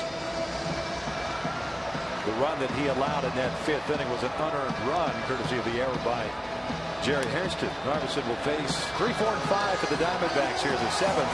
Upton, Montero, and Goldschmidt. It's a good look, those mascots. Randy Johnson's spot on. It is dead on. It is a good one. Packed house here at Chase Field, just like we saw over the weekend. There's RJ in the mullet. Matt Williams, Mark Grace, and Luis Gonzalez, the 4 mascots to race here. Spinning in, I couldn't tell them apart. You could put them up on a split screen. Yeah, it's hard. Randy won the race tonight. He was flying. Yeah. Just get that head leaning the right direction. He'll always win. Upton today 0 for 2 with a ground out, a walk. The bouncer back to the mound. A key bouncer back to the mound. That came with 1 out in the 5th inning. Sean Markham making a terrific pitch on him. But Markham bobbled the baseball and only got the 1 out as Upton went around on the off-speed pitch. And it's 1 ball, 1 strike.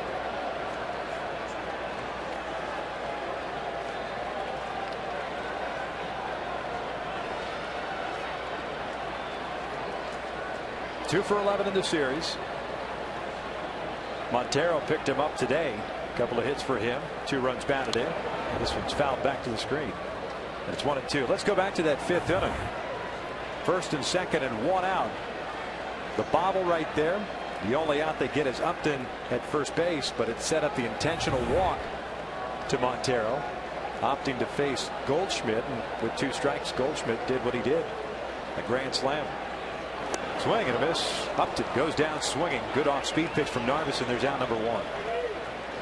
Sean Markham's going to have nightmares tonight, not just about the grand slam, but about not handling that comebacker. Narveson, good pitch. He's a finesse guy. Got a good cutter. Velocity's 84-88. Has to locate his curveball too, and that was a good one there for the strikeout.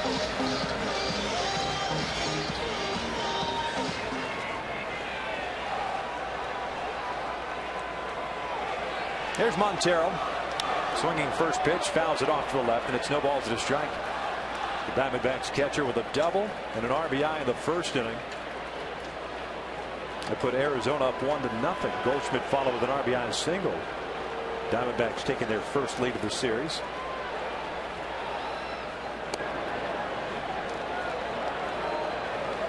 And it's no balls and 2 strikes. We were talking about the 3 and 4 hitters for the Brewers and what great damage they've done already in the first 2 games of the series between Prince Fielder and Ryan Braun, and how the lack of the 3 and 4 hitters for the Diamondbacks doing anything. Upton and Montero had gone 2 for 17, but tonight Montero and Goldschmidt have been the men. Here's the pitch sequence on that grand slam and the way it started.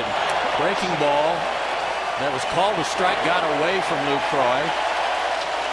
Trying to throw him a lot of off-speed stuff, and then there was some confusion about what they're going to do, how they're going to do it. A talk, stepping off, and that wound up being a fastball down the middle, hit out of the ballpark. And you could see Markham's reaction, throwing a glove in the air. He knew what had just happened, and that indecision will kill you every time.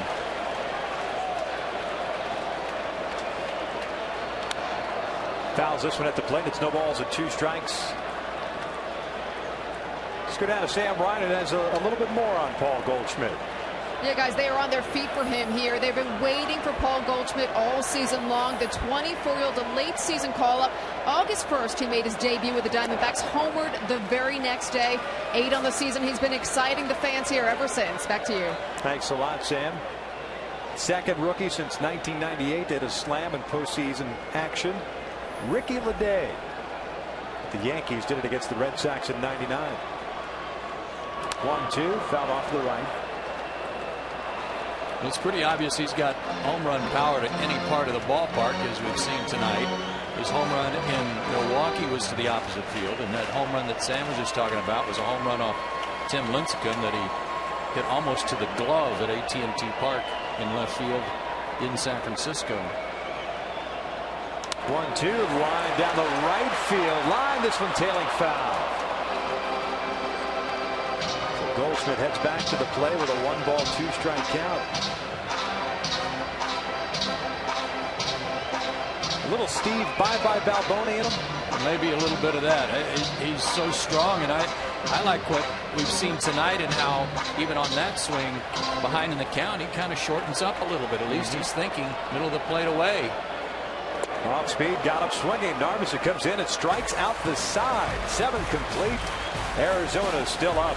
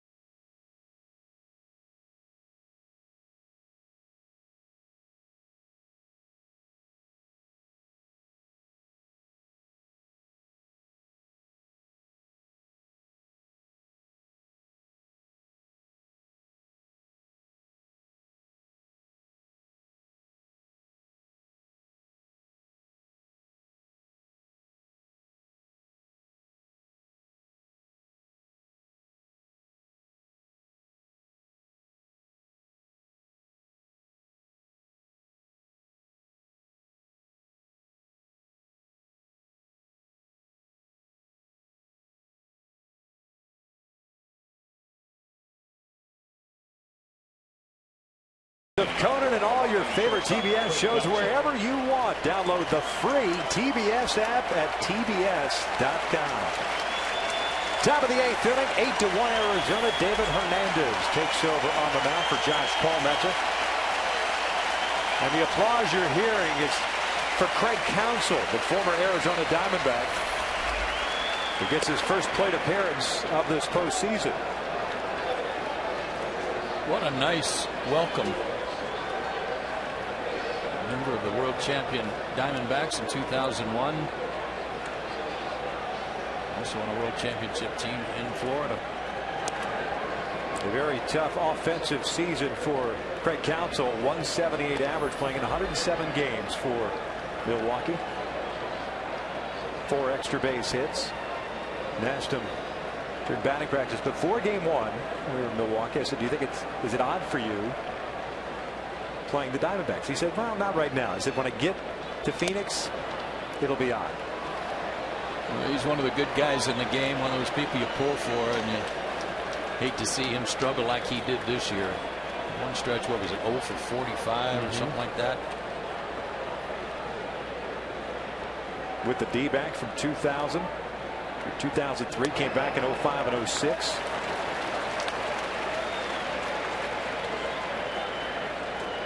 Got a World Series experience on this Brewers roster. 2 rings for Craig.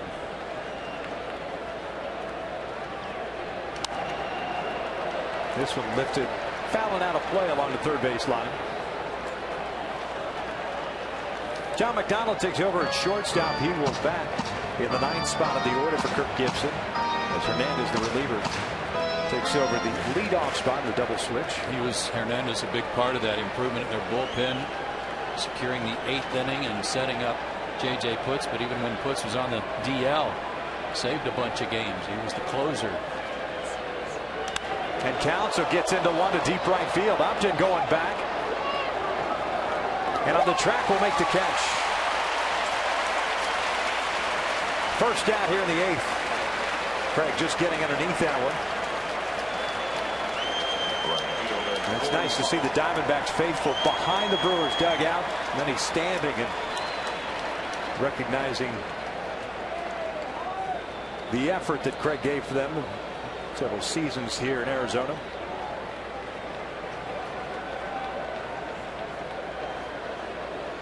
Corey Hart at the plate. Looks at a breaking pitch down low. He's accounted for their only run tonight, a home run in the 3rd inning. And also lined out. He's hit 2 of the hardest balls tonight that were hit off Colementor. This one fouled back. Back in the 3rd inning, this is what Hart did leading off that frame. Got a fastball inner 3rd and put the barrel on it. And that made it a 2-1 game at the time. Just one of 2 hits that Milwaukee's picked up in this one. This one lined to right. Upton giving chase. He'll track it down. 2 outs.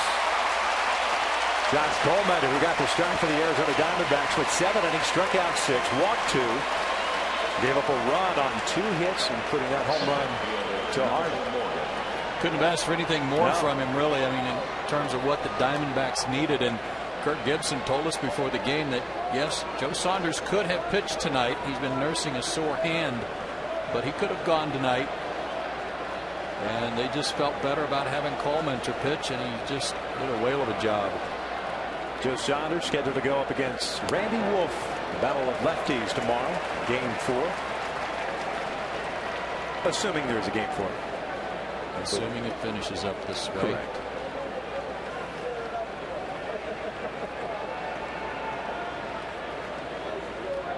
Randy was asked before the game as the starting pitchers talked to the press the day before they get to start, basically saying this is probably one of those starts you really don't want to make. With 2 games to none lead. He said, yeah, probably the first time in my career I really don't want to make the start, but I'll have to, and I will.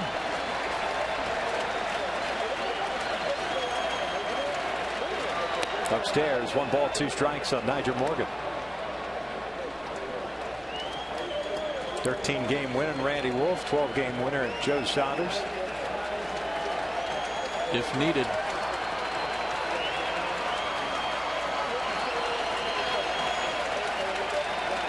The 1-2.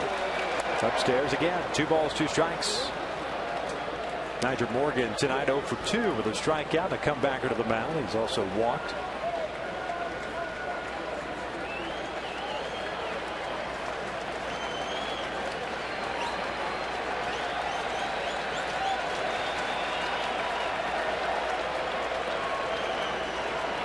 Be interesting to see if, when we get to the 9th, if Kirk Gibson gets some work for J.J. Putz too.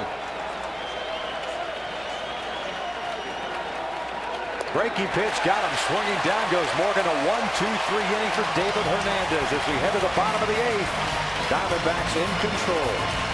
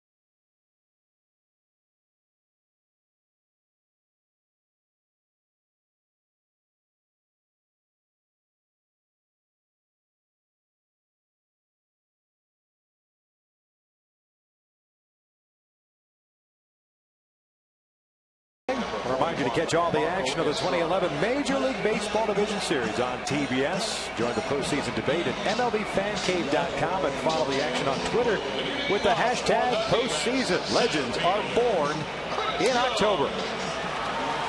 New pitcher on for Ron Renick and the Milwaukee Brewers. It is Marco Estrada, the product of Long Beach State University. He's got a good fastball, 90-92 fastball, curveball, changeup. Will challenge you with a fastball up on occasion. Second season with the Brewers. 7 games last year. Made a start. They'll face Chris Young, Ryan Robertson, Gerardo Parra. The Diamondbacks. The first pitch is in for a strike. He actually had more success in the rotation. He was the guy that was placed in the rotation when Greinke was injured at the beginning of the season. And then Narveson, who we just saw, went on the DL late in the summer, and he filled in for him and did a real good job. Otherwise, he was in the bullpen. Yeah, Narveson did a nice job in relief for the 7th inning, striking out the side.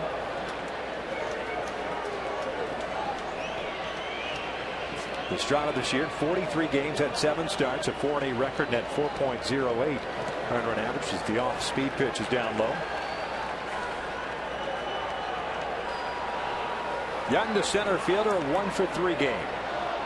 Infield base hit in the 5th inning. That's that ball that Hairston barehanded sailed over the head of fielder.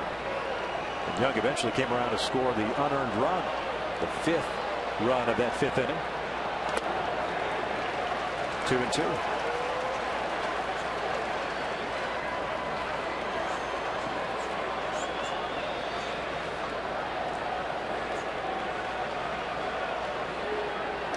Swing and a miss. Down goes Young. There's out number 1. That's 4 consecutive strikeouts now by Brewers pitchers. First 2 games for Arizona weren't so good. Only 5 total runs, 14 hits. They struck out a bunch. In fact, they struck out 23 times in those 2 games tonight. They got on the board early. Everybody loosened up a little bit. Had a big 5-run fifth, capped with a grand slam.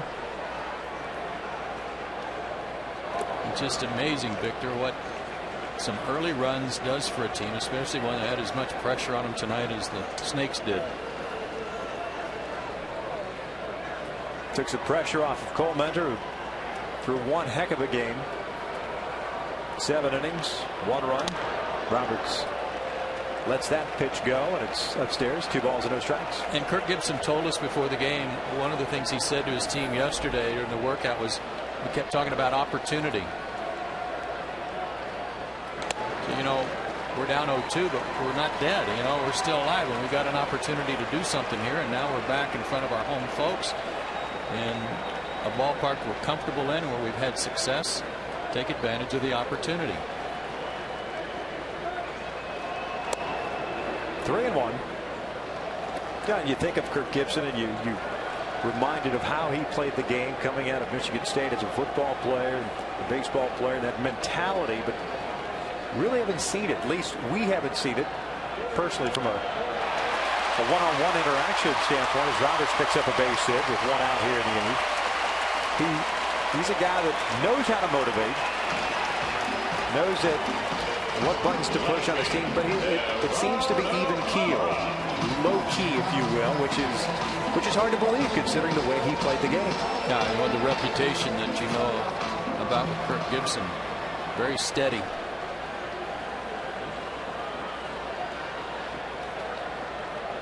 Had some experience prior to coming into the Diamondbacks. Bench coach for the Tigers and hitting coach as well from 03 to 06. Bench coach here in Arizona between 07 and last year. And promoted to manager July 1st of last season. Gerardo Parra hitless in this series. 0 for 10.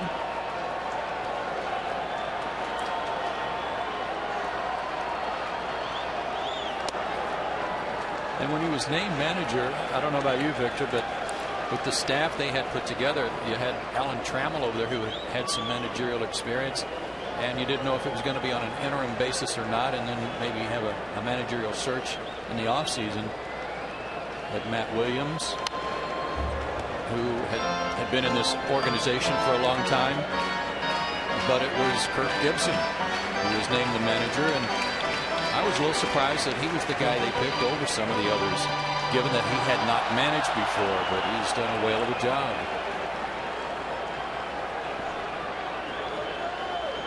Turning this team around. Struggles they had last year, helped out by Kevin Towers, as Parra takes a call. Strike 3 on the outside corner, 2 outs. Put your mask on, Joe. Joe West eyeballing Parra all the way back to the dugout. No need to take the mask off. 2 strikeouts in the inning now for Strummer. Here's John McDonald. First plate appearance in the division series. Came on as a defensive replacement.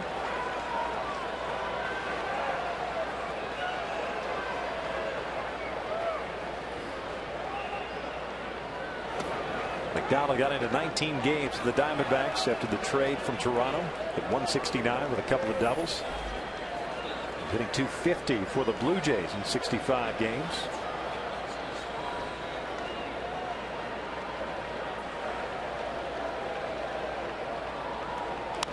This one off the end of the bat on the first base side.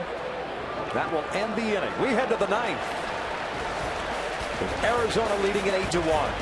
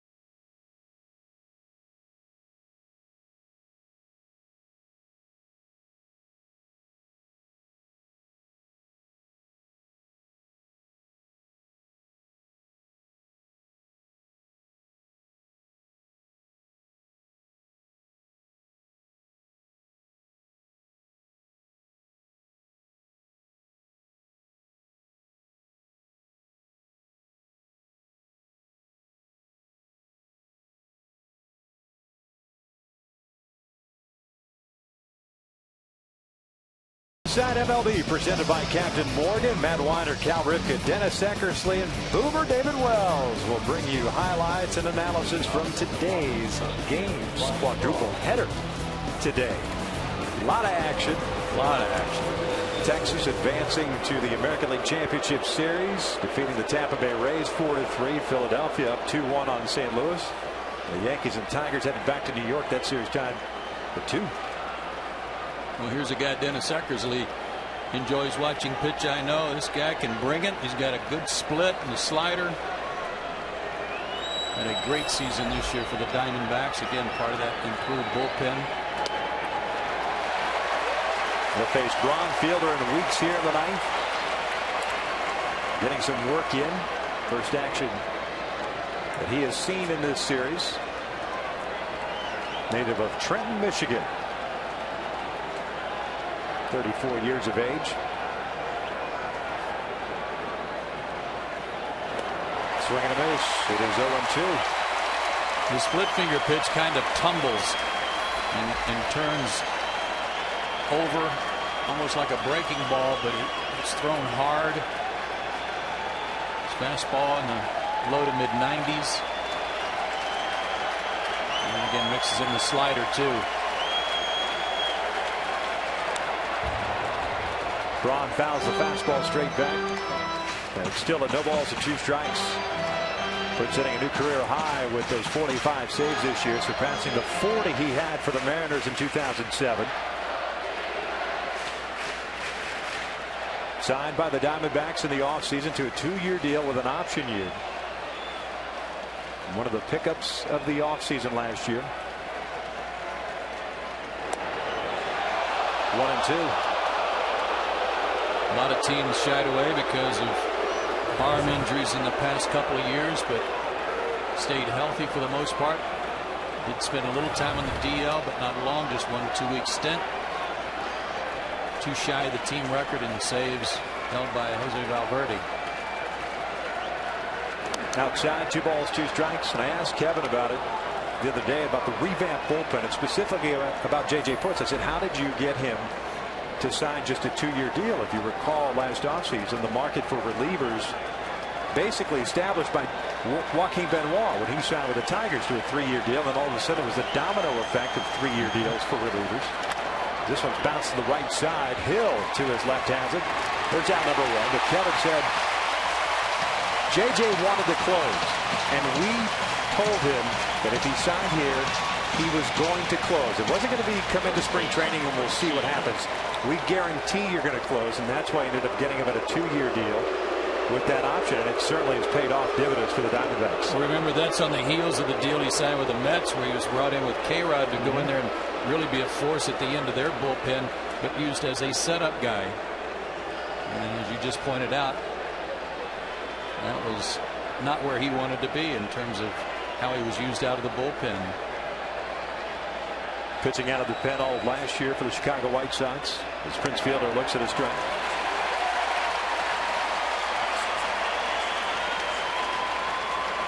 Fielder 0 for 2, hit by a pitch in the first inning. The fly ball to center in the third, and a strikeout in the 6th inning. Milwaukee with 2 hits in this game. Base hit by Harrison, a home run by Hart. Yeah, those were in the 2nd and 3rd inning. No hits since. Puts stint on the disabled list was in July for some right shoulder tendonitis. He missed 20 games.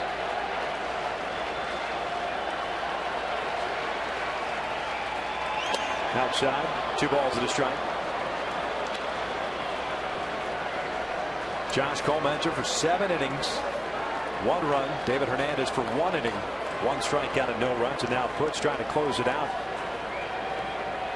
Keep the Diamondbacks alive in the NLDS and set up that game 4 tomorrow night. Randy Wolf and Joe Saunders. 2 lefties scheduled to go. 2-1 pitch. This one bounced toward the middle with the overshift on. McDonald's able to get the throw. The one hopper, Goldschmidt can't handle it. And Fielder will reach. They call that an infield base hit. I think if John McDonald had to do it all over again, he'd set his feet and make a strong throw. Yeah, I think this is a generous call for Prince Fielder because McDonald had a lot more time than he thought. And the ball kind of rolled up out of his glove into his hand funny too. He didn't get a good grip on it. But a generous call for Fielder on the hit.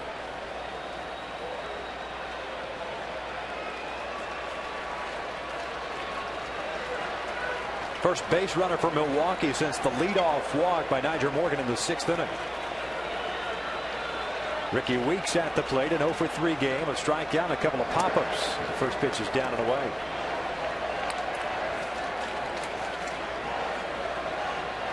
Well, as we said in the open, keep the middle guys in the order in check, or at least try to for Milwaukee, and you've given yourself a chance. Braun and Fielder in the first 2 games, 9 for 16. And tonight combined 1 for 6.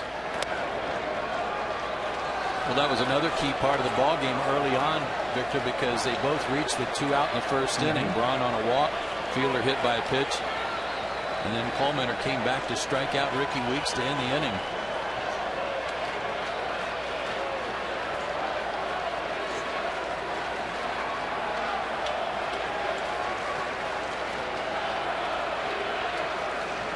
Two-0 pitch. Weeks looks at a strike, 2-1.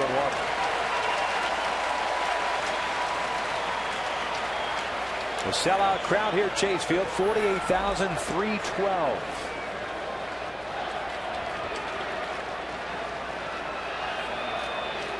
They've been in it since that first inning when the Diamondbacks scored 2 runs.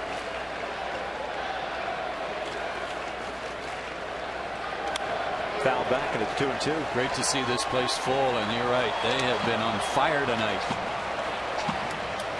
Much like the crowds in Miller Park were over the weekend. Yep. Especially with both places having the roofs and both being closed, amplifying the noise. 44,000 plus the first 2 games at Miller Park.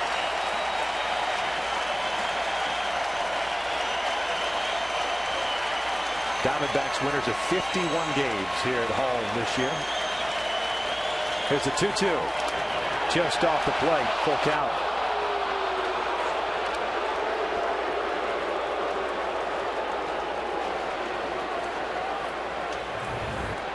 We talk about this a lot when closers come into non-safe situations. Sometimes they're not quite as sharp, but good to get some work for puts, I'm sure, in the eyes of Kirk Gibson.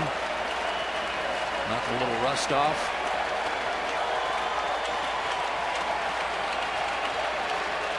Broken bat, chopper to short. McDonald feeds Hill for 1, no relay to first. The barrel of the bat ends up near the shortstop position, but there are 2 outs.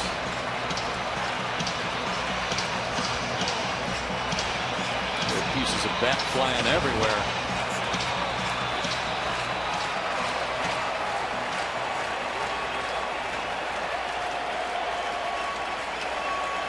And even bad ankle and all, Ricky Weeks wanting to make sure they didn't get a double play, even down 8-1. Good for him. He reaches on the fielder's choice, but 2 outs here in the 9th. Mark Kotsay to pinch hit now for Jerry Hairston.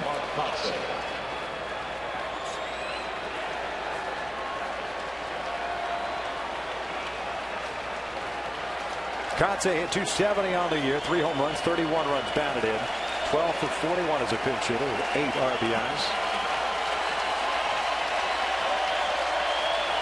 First pitch swinging, hits one in the air to left. Gerardo Parra dead in his tracks, makes the catch, and the Diamondbacks take game 3. And they do it in grand fashion by the final of 8-1.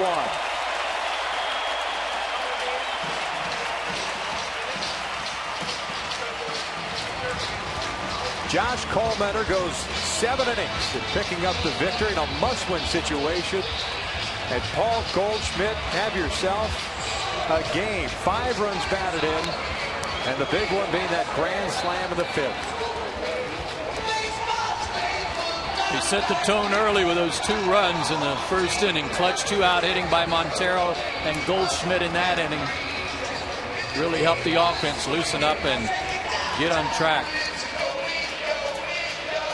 Goldschmidt, the third rookie all-time to hit a grand slam in postseason history. Mentioned Ricky Leday in '99 against Boston. Gil McDougall of the Yankees did it against the Giants in the 1951 World Series. A big win for the Arizona Diamondbacks, setting up Game 4 tomorrow night. A couple of lefties, Randy Wolf going for Milwaukee, and Joe Saunders going for the Arizona Diamondbacks. 11 total hits for Arizona, 3 for Milwaukee. Considering what we saw over the weekend, that tells you the tip of the cap does go to Coleman, because he really kept those guys off balance. Great job, again, with his delivery, his deception. It all paid off again tonight.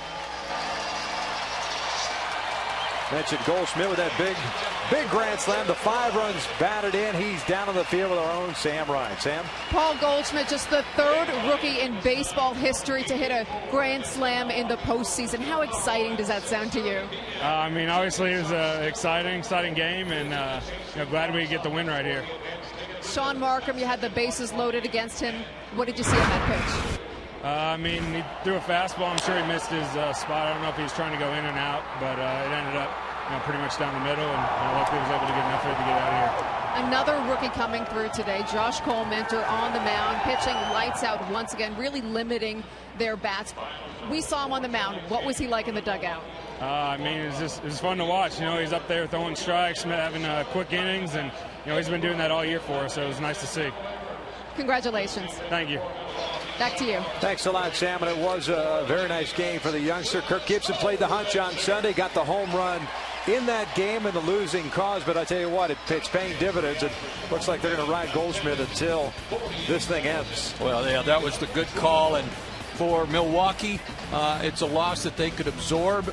It's certainly not what they wanted to have happen. They'd rather have the sweep, but they're still in good shape. They've got the upper hand, up 2-1, and have a veteran in Randy Wolf going tomorrow. Diamondbacks pick up their first postseason win since 2007 when they swept the Chicago Cubs. The final, once again, Diamondbacks win at 8-1. For Joe Simpson, Sam Ryan, the rest of the crew, I'm Victor Rojas saying good night from Phoenix. Following a quick break, we'll send you to Inside MLB, presented by Captain Morgan.